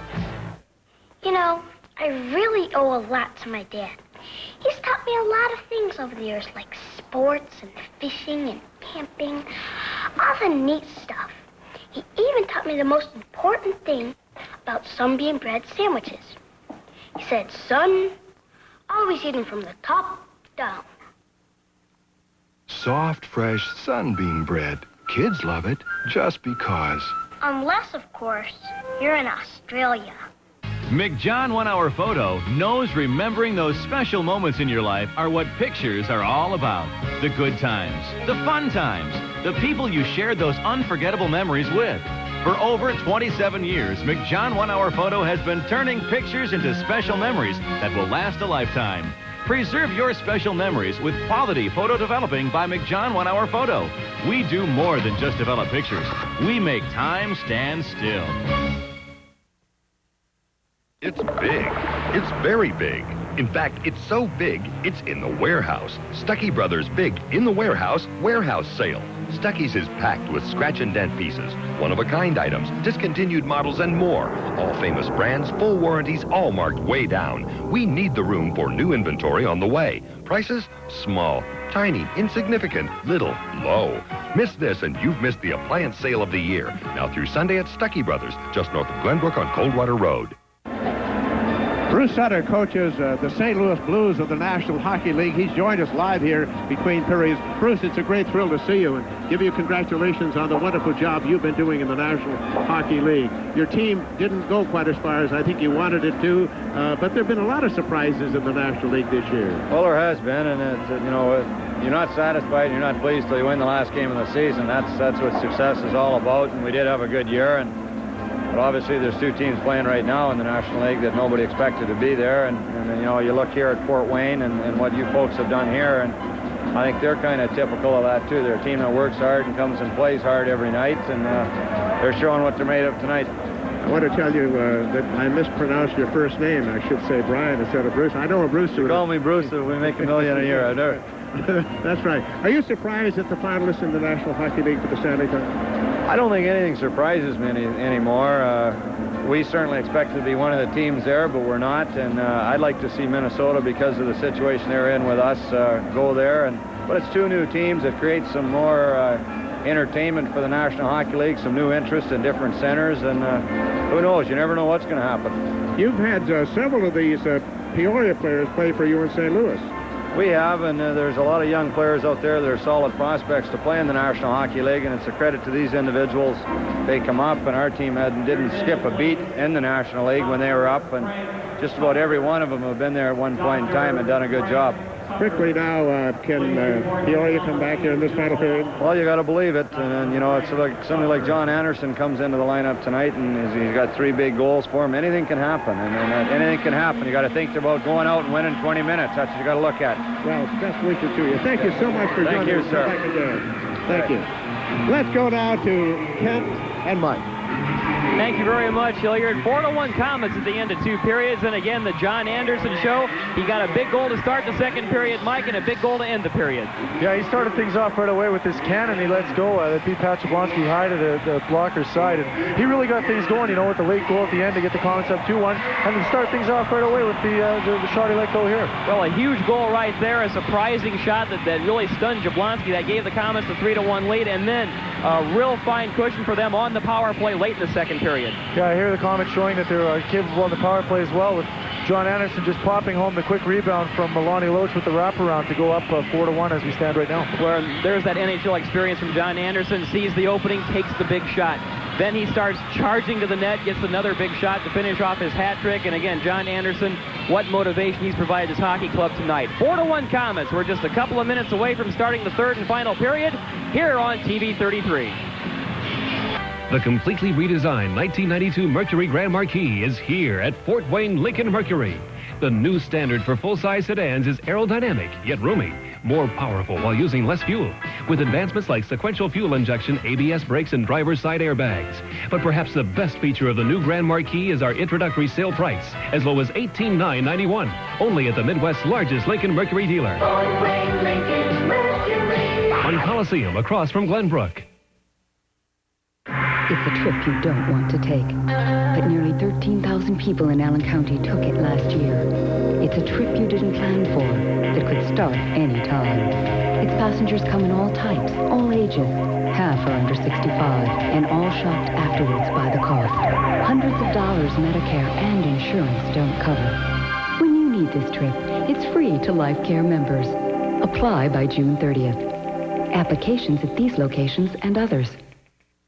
McJohn 1 Hour Photo knows remembering those special moments in your life are what pictures are all about. The good times, the fun times, the people you shared those unforgettable memories with. For over 27 years, McJohn 1 Hour Photo has been turning pictures into special memories that will last a lifetime. Preserve your special memories with quality photo developing by McJohn 1 Hour Photo. We do more than just develop pictures. We make time stand still. Hi, I'm Ron Peters. I've been selling lawnmowers to folks around here for almost 30 years. And I found the mower that people like most are these great Simplicity mowers. Now, if they weren't the best, I just wouldn't handle them. Simplicity makes a great variety of tractors and riding mowers, including a riding mulching mower. Now, if you need a new mower, you have an old one to trade, come in and see me. I'll give you the best deal around with no payments or interest till September of this year. Simplicity Lawn Mowers at Ron Peters Equipment, New Haven, Indiana. Simply the best deal in town. Both teams have returned to the ice for the start of the third period here at the Coliseum. Game 4 of the Turner Cup Finals between the Komets and Peoria, and the K's lead 4-1 on the strength of a hat trick by John Anderson, who came out of sick bay tonight to play for the K's. Peoria has changed goaltenders here to start the third period. Pat Jablonski is out, and Guy Hebert is in for the Rivermen. In 7 playoff games, he has a record of 3-4, a goals against average of a somewhat inflated 4.25. So Pat Jablonski given the rest of the night off, and Guy Hebert will take it the rest of the way for the Rivermen. Mike, I'm not sure if this is a sign of them giving up a little bit. Maybe this is just some strategy to try and shake up the Rivermen a little bit more here, because I don't think this team ever quits. I think they have to figure, though, they better get the first goal early here in this third period to get back in the game. Well, you hit the nail on the head right there. They're looking to change things up. They haven't had things going their way all night, so maybe a goaltending change will do it. I know Al Sims in Game 1 of the first series went to Steve Warren to try and change things around, and Peoria's looking to get back in this game, so maybe that's the sign of the time. Lance Roberts just about ready to drop the puck to start period 3. Kevin Kaminsky leads the ice patrol line of Steve Fletcher and Robin Bawa, Nelson Emerson, David Bruce, and we have Jason Ruff on the left side this time for the Rivermen. Darren Veach fires it around the boards for Peoria. Bruce tries to carom it off. Emerson gets it caught on his skates, but up ahead to Bruce. Bruce has been very quiet tonight.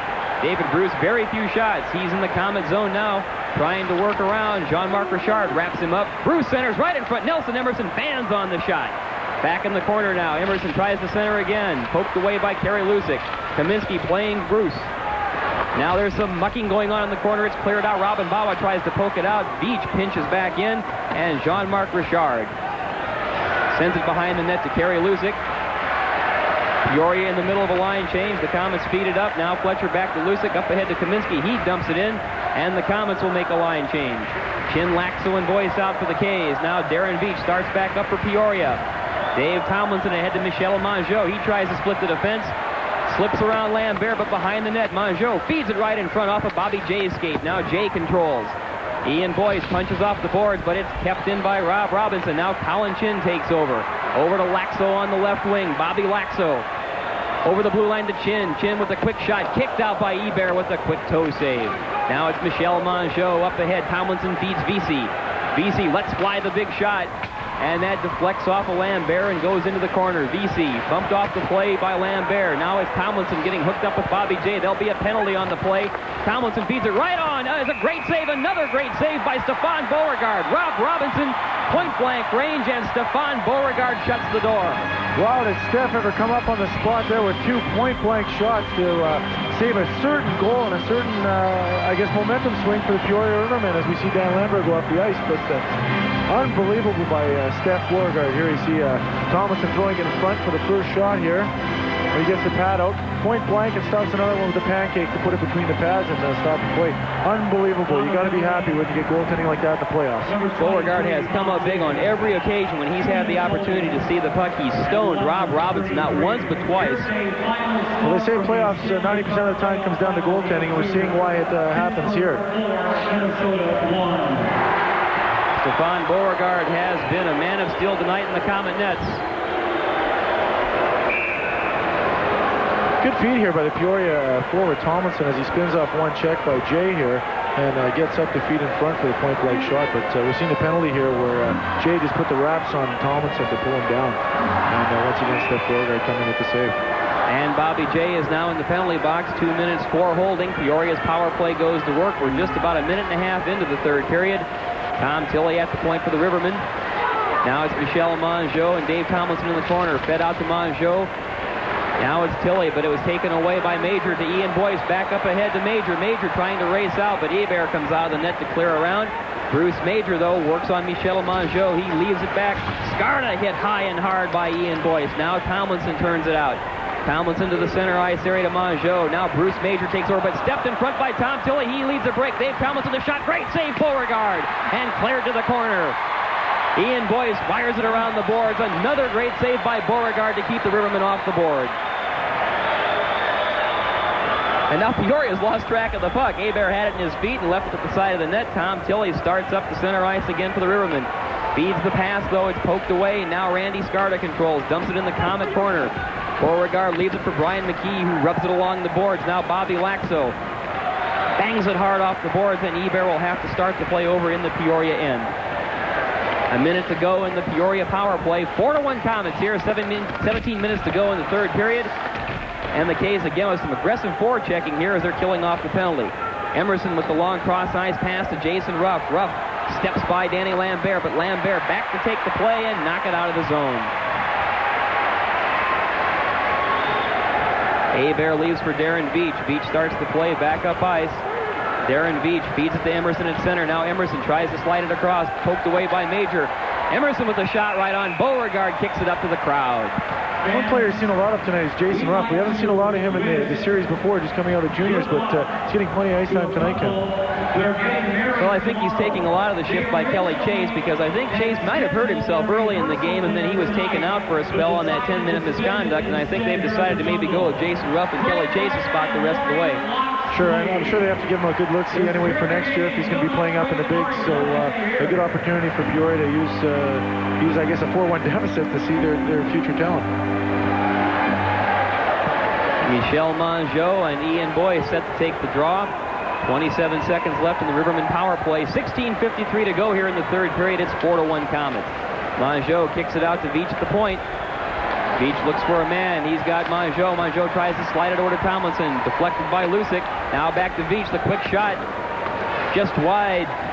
And it'll be Herb Hohenberger wrapping it around again. Lucic tries to clear.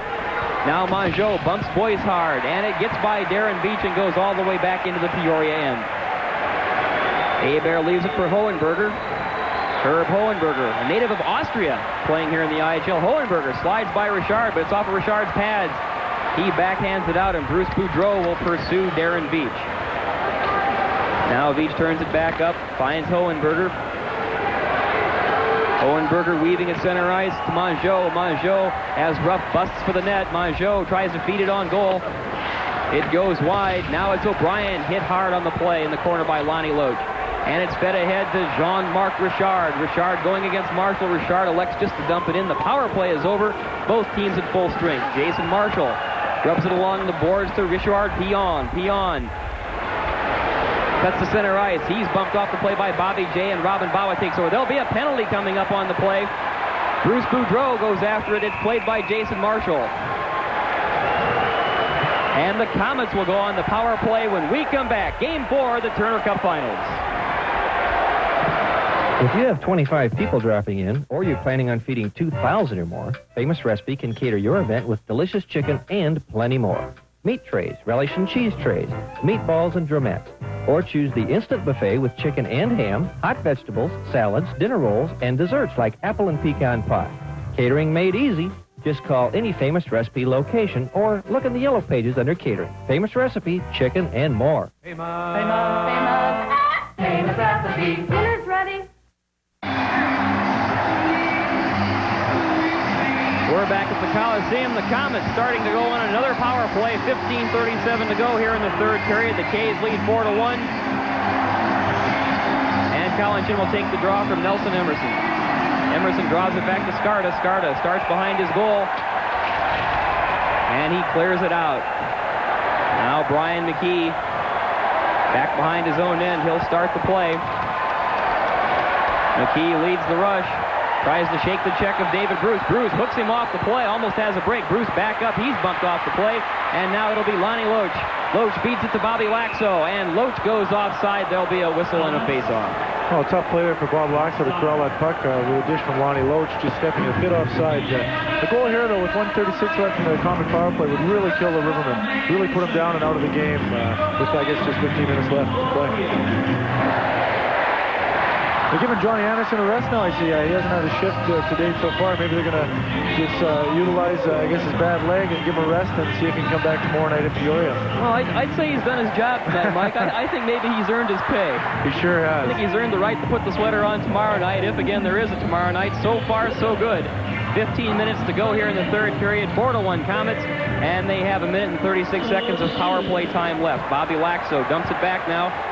Brian McKee fires it high and hard into the Peoria end. A funny bounce off the boards, goes behind the net and lands on the net. That calls for the whistle, and the face-off will be outside the Peoria zone. Yeah, we're looking at a bunch of guys tonight who have just refused to quit all year. You know, we've been down before, and at Game 7 in Indianapolis in the first series, and came up with a big overtime winner. And I think, you know, we've been dubbed the Vagabond Boys because no one wanted us at the start of the year, and John Anderson fits that bill, and it's just nice to see that a guy like him can come up big on an occasion like tonight. Well, you know, I don't think anybody to a man or woman expects the Komets to win this series, Mike, but if they have any chance of making some Turner Cup history, they have to win the first game first, and that's what they're working on right now. They're 15 minutes away as we speak at this moment. 4-1 Komets. They still have 1 minute and 20 seconds of power play time left. Colin Chin now plays the puck behind the net, feeds it out to Lambert. The K's setting up on the power play. Chin back to Lambert. Lambert looks across to McKee. McKee weaves around a little bit, feeds it in front. Chin tries to backhand it through Robin Bawa, who likes to work from the front porch. Feeds it back to Lakso. Lakso back to McKee. McKee fakes the shot. Now he lets it fly. High shot. Hits Hebert. Lakso falls the rebound, and it's in the net. Score! Oh, there's the goal the Komets needed to put the icing on the cake with 14 minutes left, as you saw Bawa and Lakso both converging on a stumbling Guy Hebert, who tried to swat that thing down with his glove. Beautiful work, Joe. Brian McKee let it fly from the point. Hebert popped the rebound high in the air, and Bob Lakso was there to jump on it and put it in to give the Komets a 5-1 lead. There's Bawa stirring it up in front again with Bob Lakso just tucking it upstairs and beating a stumbling Guy Hebert. You touched on it earlier, Mike. Bob Lakso is just lethal when he gets just a bit of an opening in front of that net. Jumped on the rebound, and it's 5-1 Komets. All these goals we've seen so far tonight, you can't really fault, except for the one John Anderson got his second goal, I believe. You can't really fault the goaltending because they've always been there. It's just been a lot of traffic in front of the net, and it's hard for them to see the play as Bob Lakso snuck in from behind. Well, we were crediting Bobby Lakso with the goal. They are giving it to Robin Bawa, his second of the night. Surprising that he got that one, because he must have got a stick on that late, because Bob Lakso let the shot go that beat you there. Well, there was so much traffic in front of the net. Once the puck bounced off Hebert's chest, there's a possibility that Lax put the stick on it, and as it was fluttering in, it might have carried off of Bawa and gotten into the goal. Well, now with a 5-1 lead, things can get interesting, folks, because we see Kelly Chase on the ice, and he's having some words with the Fort Wayne bench, and I guess with a lot of the meat out of the Fort Wayne lineup, he's going to be trying to fight or get something going for Peoria, try and get a little momentum back. Being down 5-1, I think almost anything goes at this point. Well, I think we're looking at a situation where maybe they're going to try and establish some territorial situations for tomorrow night. 14:22 left in the game. The Komets lead 5-1. In this game for the Turner Cup Finals, the K's, of course, needing a victory tonight to continue their season tomorrow night in Peoria. Oh, David Bruce with the quick centering pass, slips behind the net. Now Kerry Lucid controls. He tries to bump it off the boards, but it's pinned back in by Nelson Emerson.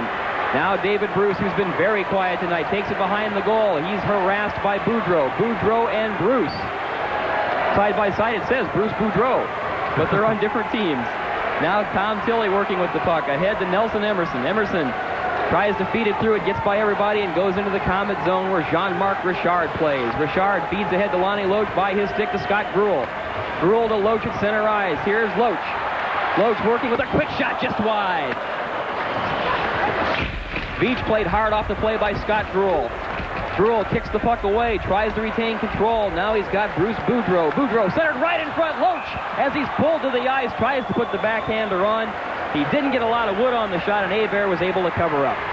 We're seeing a good game here tonight by Loach and Boudreau, who have been, I guess, a little bit suspect in the rest of the series. They've been scored upon a few times by the Peoria team, but good chance there. Here again, Mike, a good scoring opportunity for the Komets and for Lonnie Loach. Oh, yeah, he just wheels behind the net, and Gabby Boudreau almost has eyes behind his head as he lays it up for Loach, who just gets tripped in front of the net, almost a goal for the Komets. See Scott Gruel with some good cycling work here. That's something that would take the Peoria defense off guard. And the dish out to Loach with him being pulled down in front of the net. Now Kevin Kaminsky on the face-off, knocked down by Mongeau. Behind the net to Randy Scarda. Scarda to Darren Beach. Beach works to center ice, then dumps it into the corner. Beauregard comes out of his net to clear. He flips it out of danger, and Peoria has to go back and start over. Steve Fletcher busting in hard to put some pressure on. He's bumped off the play by Scarda. Now here's Darren Beach. By Kaminsky's check. Darren Beach to center ice. Beach still weaving in, trying to leave the pass. Feathers it into the corner. Bobby J back to play for the K's. Mongeau takes over, tries to center. It's deflected by Lambert. Now Kaminsky takes over. Kaminsky behind the net, slips by the check of VC. Bruce Major bumps Scarda off the play. Now Jay behind his net takes the hit from Tomlinson. Bobby J trying to play it out of his own quarter. Kaminsky bumps Mongeau off the play hard. Now Tomlinson working on Jay. He pins it against the boards for a face-off. 12:32 to go here in the third period. The Komets lead 5-1.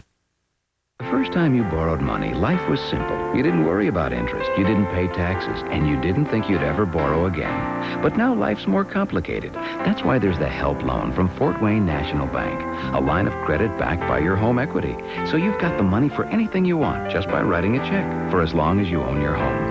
And ask your tax consultant what it can do for you at tax time. Because your life is changing, get to know a banker at Fort Wayne National Bank, an equal opportunity, equal housing lender, member FDIC. We're back at the Coliseum. Hey, we're getting a Twister reprise here. 2 for the price of 1 tonight. The Twister strutting his stuff as the draw goes back to Rob Robinson. Jason Marshall with a shot right on, and Beauregard covers up. Well, we see Marshall again getting a lot of ice time, too. The young kid out of junior, I believe, Ontario League. But Steph Beauregard on the spot there to pull out that puck, loose puck down by Marshall. Just takes a quick step in, lets her go, and not much of a, I guess, a routine save for Steph Beauregard. So far in the game, the Komets have outshot Peoria 22-19, but Mike, those Peoria shots, there have been a lot of quality shots.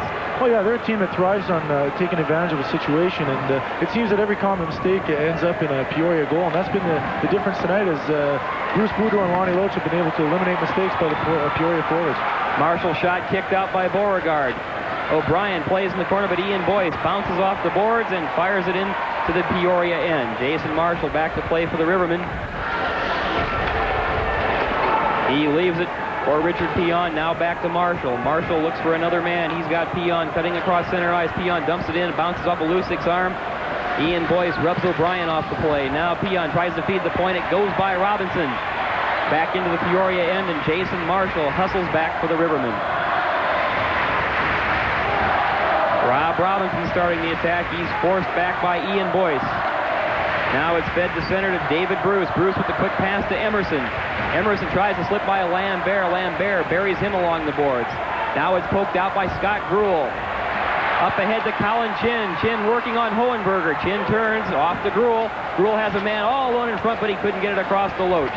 Loach tries to feed the slot by Chin stick. Lambert pokes it back into the corner. Here's Scotty Gruel. Gruel puts the shot off of the Peoria defender, goes back behind, and here's Herb Hohenberger. Herb Hohenberger now just over center ice, then dumps it into the Comet end. Peoria changing lines. Dan Lambert brings it back up to the K's. Lambert off the boards hard. Now it's by Boudreau. And Peoria sets up again. Tom Tilley. Tilley working towards center ice to Hohenberger. Hohenberger cuts back toward his own blue line, then feeds Tilley. Tilley fires into the Comet end. Beauregard leaves it there. Here comes the Peoria rush. Tomlinson, though, it's by him. Beach keeps it in as the Comets try to clear. Now Dave Tomlinson feeds it in center. Mongeau has the shot. It was slowed down and guided out of there by Beauregard, and it's cleared out of the Comet end. Now Dave Tomlinson feeds it into the Comet zone. Cleared out by Richard. Bruce Boudreau takes over. He leads the Comet attack. Scarda tries to check Mongeau, feeds it out to Yves Ayroux. We have not seen much of Ayroux tonight. Now Yves Ayroux tries to go along the left board, slips by McKee, but McKee ties him up. O'Brien goes into the corner, comes out with the puck, fed right across, but nobody there. Richard Peon now along the boards. Back behind the net to O'Brien. O'Brien dug out by Kaminsky. Peoria putting on plenty of pressure now. The shot right in front by O'Brien, knocked away by Beauregard, and it's covered up on the play by the Comets. Great defensive play to jump on that puck. Peoria was swarming in the Comet zone, and almost an opportunity for Yves Ayroux for the Peoria Rivermen there. As you see Lambert jump on the puck to grab the whistle. A heads-up play by Dan Lambert.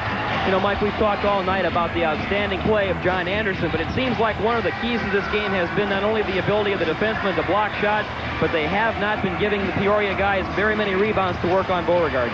Yeah, that's the key, I think. You know, there's a lot of goalies that can stop that first shot, but when you got to stop 2 and 3, that's when you get into a lot of trouble. And hats off to the Comet defense for eliminating those rebounds that have been successful so far tonight. Now Richard Peon set to take the draw with Kevin Kaminsky. 9:55 to go here in the third. 5-1 Comets. Game 4 of the Turner Cup Finals. The shot right on, and Beauregard again puts the big mid out to get the whistle. The Comets lead 5-1 in Game 4 of the Turner Cup Finals, live on TV 33. 33 News, I'm Jim Payne. A wild ride with an unhappy ending for a city police sergeant today. Sergeant Jack Mossberg was on a run with lights flashing and sirens blaring and was broadsided by a motorist who claims he never saw the squad car coming. Federal health leaders are searching for 53 people who received organs from a donor who has AIDS. More on these stories, plus the weekend forecast after the game on 33 News. 33 News. When you watch, you know why.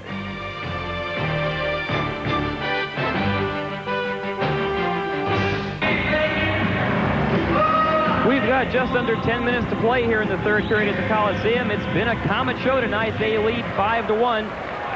And right now it looks like there will be a 5th game tomorrow night in Peoria.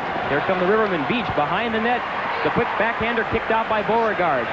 Rivermen turning on the pressure a little bit. Peon works back to his point. He fires it right on. A great save by Beauregard. Wow. Well, the first half of the game, I think, was John Anderson, and second half is Steph Beauregard. He's shutting down the fourth for Fort Wayne here.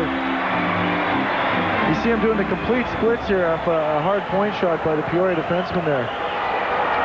Peon just lets it rip, and Bo does the full splits and gets the pancake on it to pull it down for a whistle.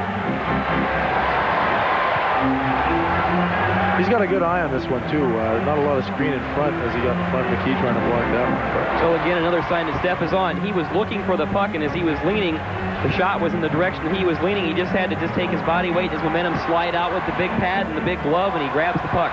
Peoria has now outshot the Komets 23-22, so they've controlled the play here in the last few minutes, trying to get something going, but again, they've got a long way to go. The Komets lead at 5-1. 9.5 minutes left here in the third period. We're glad you could be with us tonight here on TV 33. Kelly Chase tries to take a run at Colin Chin. Chin hands some lumber back to Chase, and there'll be a penalty. Well, the puck went right by Colin Chin there, and he just laid a blatant cross-check on Kelly Chase, so he's going to take 2 for that, I believe. Having words with Chase. It's good to see Colin Chin get involved like that physically, because he's known to score goals and kill penalties, and whenever you get something else out of a player, it's always a bonus. Well, Chin noticed that Chase was looking at him, and he wasn't bothering with the puck, so I think Colin sensed some sort of shot coming. And Chase laid a lick on him, so Chin just handed him some lumber back, but Lance Roberts was right there to watch, so he hands out the cross-checking penalty to Colin Chin. Peoria again with another power play opportunity. With a 5-1 lead, that's not that bad a penalty to take, because when you get your little guys playing scrappy like that, they know that, Game 5 is going tomorrow night in Peoria, that, hey, we're not going to put up with this kind of stuff, and you're taking a physical game into Game 5, and once you know something like that, you're going to tend to back off a little. So, it's not that difficult a penalty for Colin Chin to take, and it's not going to hurt the club that much, leading 5-1. It'll be Michel Mongeau on the draw with Ian Boyce. Peoria goes again to work on the power play. They've only had one power play goal tonight, their lone goal of the game, and it's cleared out on the play by Danny Lambert. Randy Scarda waits for his team to come back and get set up for this rush as the Rivermen try to dent Stefan Beauregard, who has been virtually perfect tonight in this game. Tomlinson takes the big run at Boyce. Boyce slips that check. Now Vesey feeds it quickly back to Tilley. Tilley tries to get it into the corner. Beauregard pokes it away. Dave Tomlinson in the corner. Tomlinson's bumped hard by Kerry Lusick. And he's on top of the puck, so there'll be a whistle and a face-off. Tomlinson involved once again with a pushing and shoving match with Kerry Lusick, and he's a tough competitor. He came from Brandon to the Western Junior League, and I had the privilege of playing with Dave Tomlinson for a couple of years, and he's a scrappy fellow, I'll tell you. Anything comes down, push comes to shove, he'll show up for you every night, and he's showing why he's the captain of the Peoria team. He can do it all, score, shoot, hit, you name it. I was talking to some of the Peoria people before tonight's game, and they said that Dave Tomlinson is one of the guys you really want in your hockey club. He's the first guy on the ice during practice, the last guy off the ice. They said on optional workout days, first one on the ice, last one off. He's just a gritty, hard-nosed hockey player, and I think that's why I think the St. Louis Blues still have a lot of value in him, and there's a good chance that he could see a little more time with them next year. As far as the opposition goes, I think they hate him because he's just one of those pesky type of guys who stirs up a lot, doesn't drop the gloves much, but he really gets you worked up and draws penalties. Now Dan Lambert controls the play for the Komets. He skates it between a couple of Peoria Rivermen, and Tomlinson hands out the cheap shot again.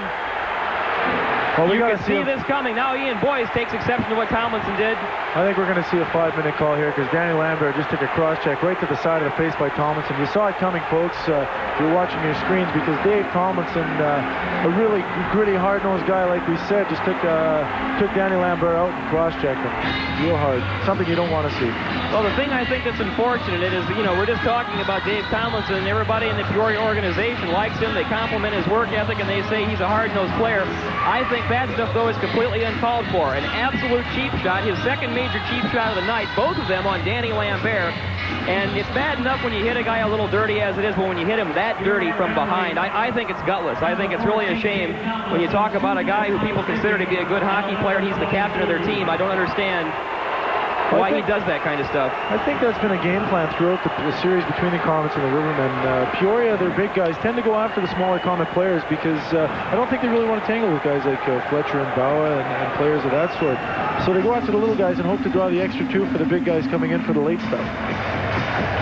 Well, we thought it could have been a 5-minute major penalty, but Lance Roberts didn't see it that way. Tomlinson just gets the 2. Coach Al Sims looking for the 5 there at Roberts. With only 8 minutes left to play, he's got to show something here. Let me ask you a question here now as a player. Okay, Tomlinson's been doing this all night. A really cheap shot when he shoved Lambert into the goalpost in the first period, and then now this. Obviously, the Komets have the game pretty well in hand with 8.5 minutes to go. If you're dressed tonight, do you go out there and try and lay one on this guy to let him know what's going on? Well, you're going to send a message, I guess, to a guy like Dave Tomlinson if he's going to pull something like that. And I think we might see that of a guy like Robin Bawa or Steve Fletcher. Jean-Marc Richard with the quick shot right on off the top of Hebert's glove, but it goes behind the net. Ian Boyce trying to work out of the corner. Randy Scarta, though, rubs him against the boards. Now it's Lakso and Boyce trying to control the puck. Cleared out to David Bruce, but Bobby J deflects that pass that was intended for Emerson. Emerson comes up with the puck and feeds to Randy Scarta. Now it's Darren Veach.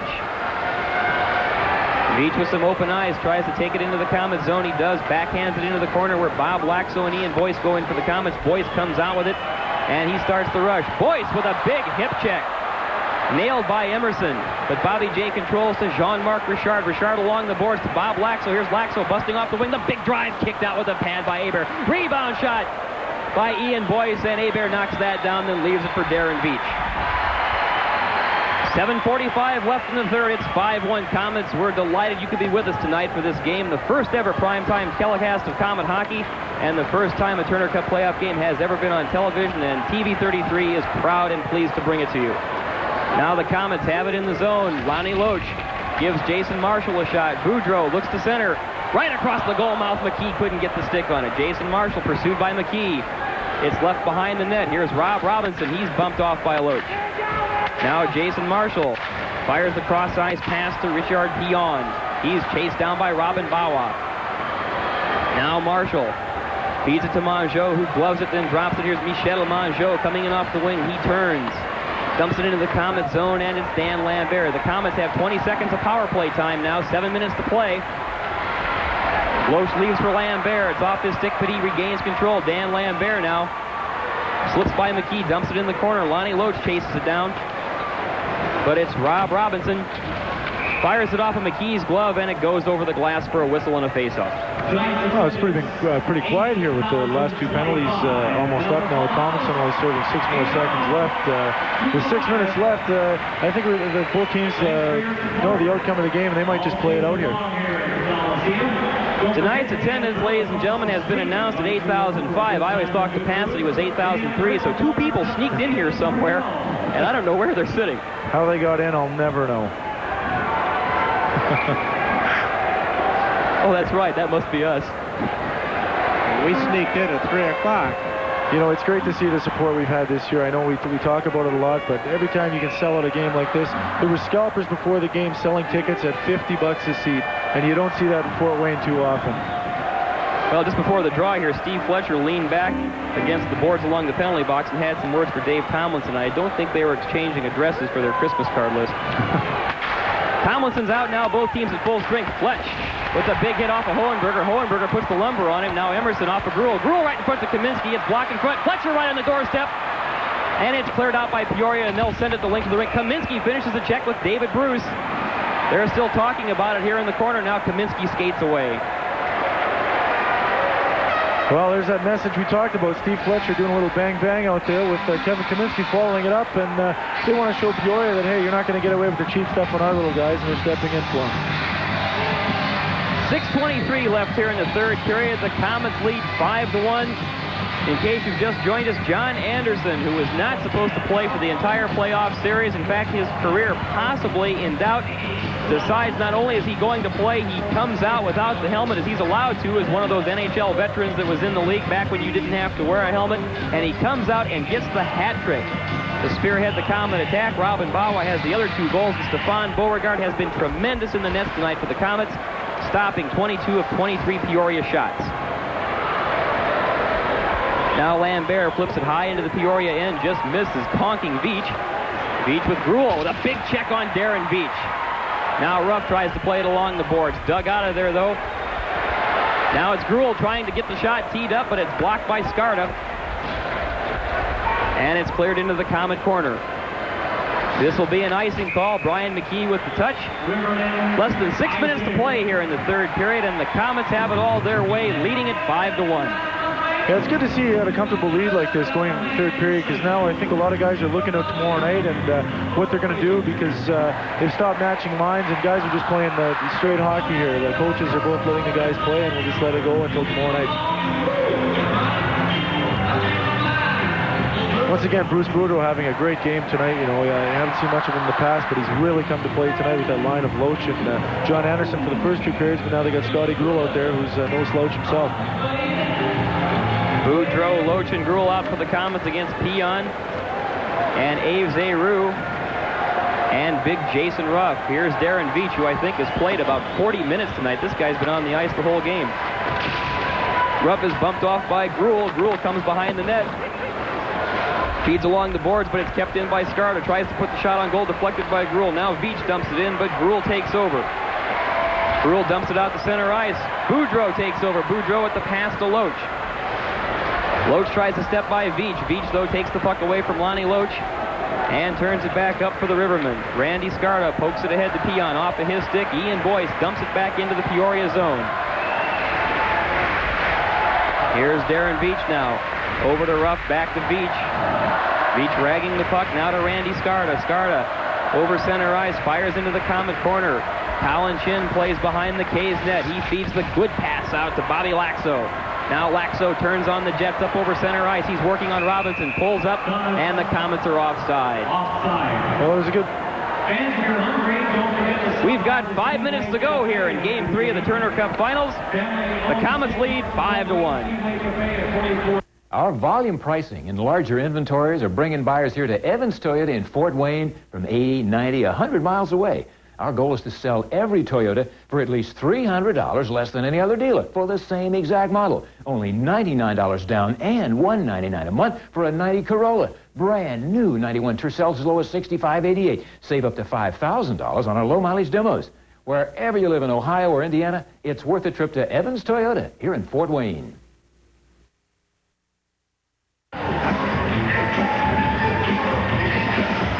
4:53 to go here in the third period of the fourth game of the Turner Cup Finals, and it looks like the Komets will be sending it back to Peoria tomorrow night for Game 5. Colin Chin on the draw with Michel Mongeau. It's dumped into the corner by Bob J. The puck rides along the rail of the boards. Jason Marshall chased by Lakso. Lakso pokes it into the corner, but it's Rob Robinson turning in front of his net and bringing it out for Peoria. Up ahead to Michel Mongeau. Now it's Mongeau into the Comet zone. He's taken off the play by Lambert. Then Jay sits on the puck and swivels it out. Now Colin Chin.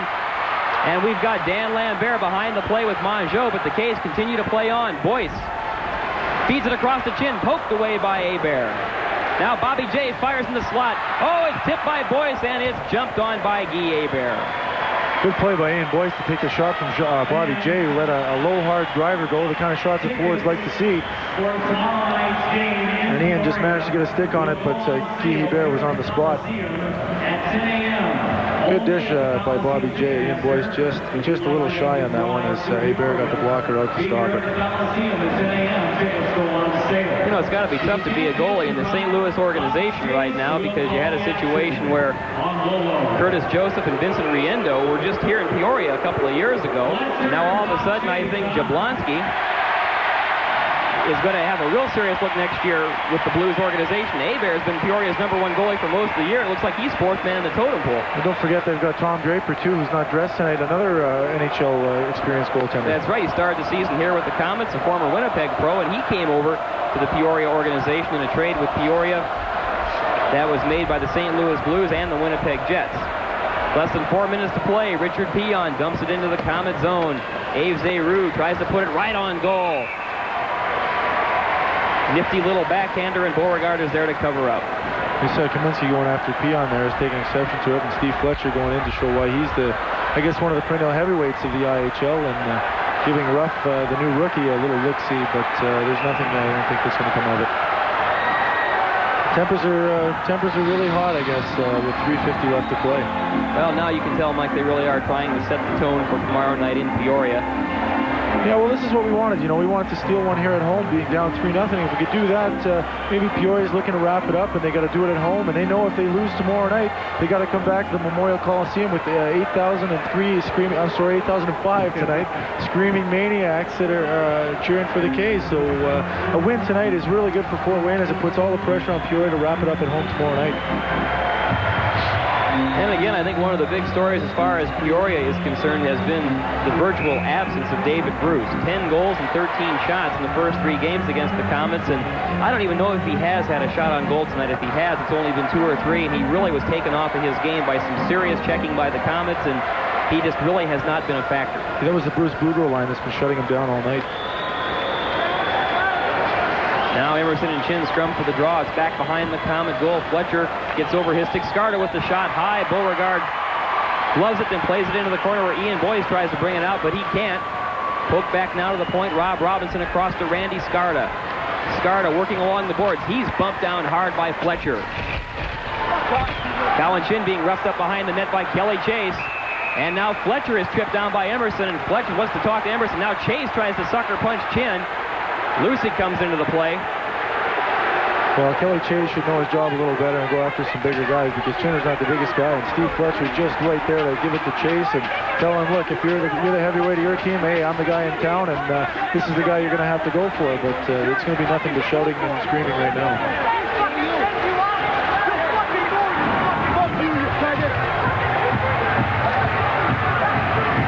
Here again, the action behind the goal here. Kelly Chase really giving Colin Chin a massage. And Chinner would have none of it, but Chase really trying to hand him the leather right there. And then on the other side of the play at the blue line, you had Nelson Emerson and Steve Fletcher upset. Now here come the penalties. Well, Chinner went off with Chase and Steve Fletcher being going to the dressing room. I guess that would mean either a 10-minute misconduct or a game, but I would imagine just a 10-minute misconduct for Steve Fletcher for jumping in and showing Kelly Chase what's to be. And at this point, we see no Peoria player heading to the penalty box, so it looks like there's the possibility of another Peoria power play with 3 minutes and 23 seconds to go here in the third period. Shots on goal, 27 for the Komets, 25 for Peoria. The K's lead in the number where it really counts by the score of 5-1. Shots on goal have been a really important stat in this series as well because both teams have had relatively the same amount of shots. It's just, like we said before, teams capitalizing on their advantages, and the first three games was all Peoria, but tonight the K's really came back to play and really took advantage of every opportunity they received. We've got a lull here in the action while referee Lance Roberts sorts out the penalties. Colin Chin will draw 2 minutes for the high sticking, and Steve Fletcher does get the 10-minute misconduct, as Mike pointed out.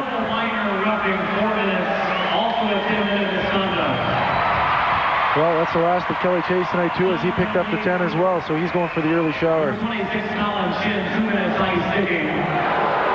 Final penalty number 77, Steve Fletcher, 10-minute misconduct. Time, 16:37. So the Komets are going to be up for 2 minutes. The Komets come out of this with a power play. They end up getting a little bit of a break here. Chase with the double minor. Double minor for roughing. Colin Chin picks up 2 minutes for high sticking, and Steve Fletcher is warming up the showers right now. He got the 10-minute misconduct with just 3:23 to play. But again, you know, Mike, you pointed out the effort of all these players. Steve Fletcher, who I'm sure was hurting and probably shouldn't have been playing tonight on that bad knee, comes out, gives it his all, and I think really intimidated some of these Peoria players. Oh yeah, anytime you have Steve Fletcher in the lineup, guys are about to shudder. You know, he's carried a reputation around with him in the American League for about 9 years now, and he's got NHL experience. You got a guy like him in the lineup, you're going to look over your shoulder more than once.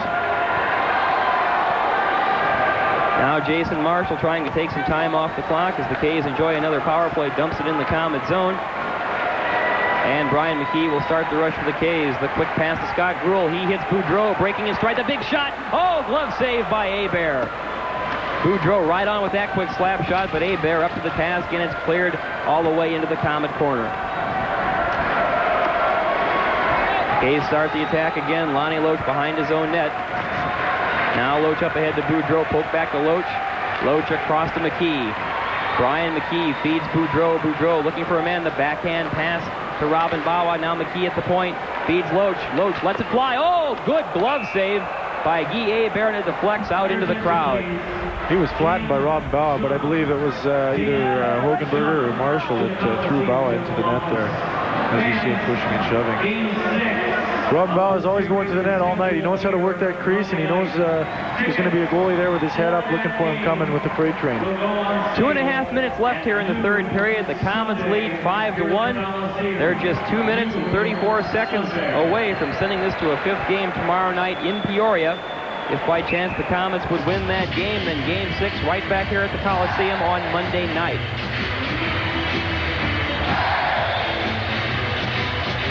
Mike, we've talked about what a force Robin Bawa has been tonight. 2 big goals. Now he's double shifting. He was out in the power play. Now he's back with the ice patrol with Kaminsky. We have Lakso on the other side to finish out this power play. Robin Bawa has indeed been quite an impact in this game. Oh, sure. He's been definitely an asset tonight. There's a shot just wide by Danny Lambert from the point. Now Bawa bumped off the play by Skarda. Hohenberger tries to clear for Peoria. He skates it out of his own end. Herb Hohenberger gets by Lakso, but it's taken over by Lambert. Lambert, poke checked by David O'Brien. Now O'Brien gives it back up to Lambert. Danny Lambert feeds it up the middle to Bob Lakso, and he leaves it for Jean-Marc Richard, who just dumps it into the corner behind the net. Guy Hebert blocks it and fires it around the boards where Richard takes control. Now Richard back behind the net for Kaminsky.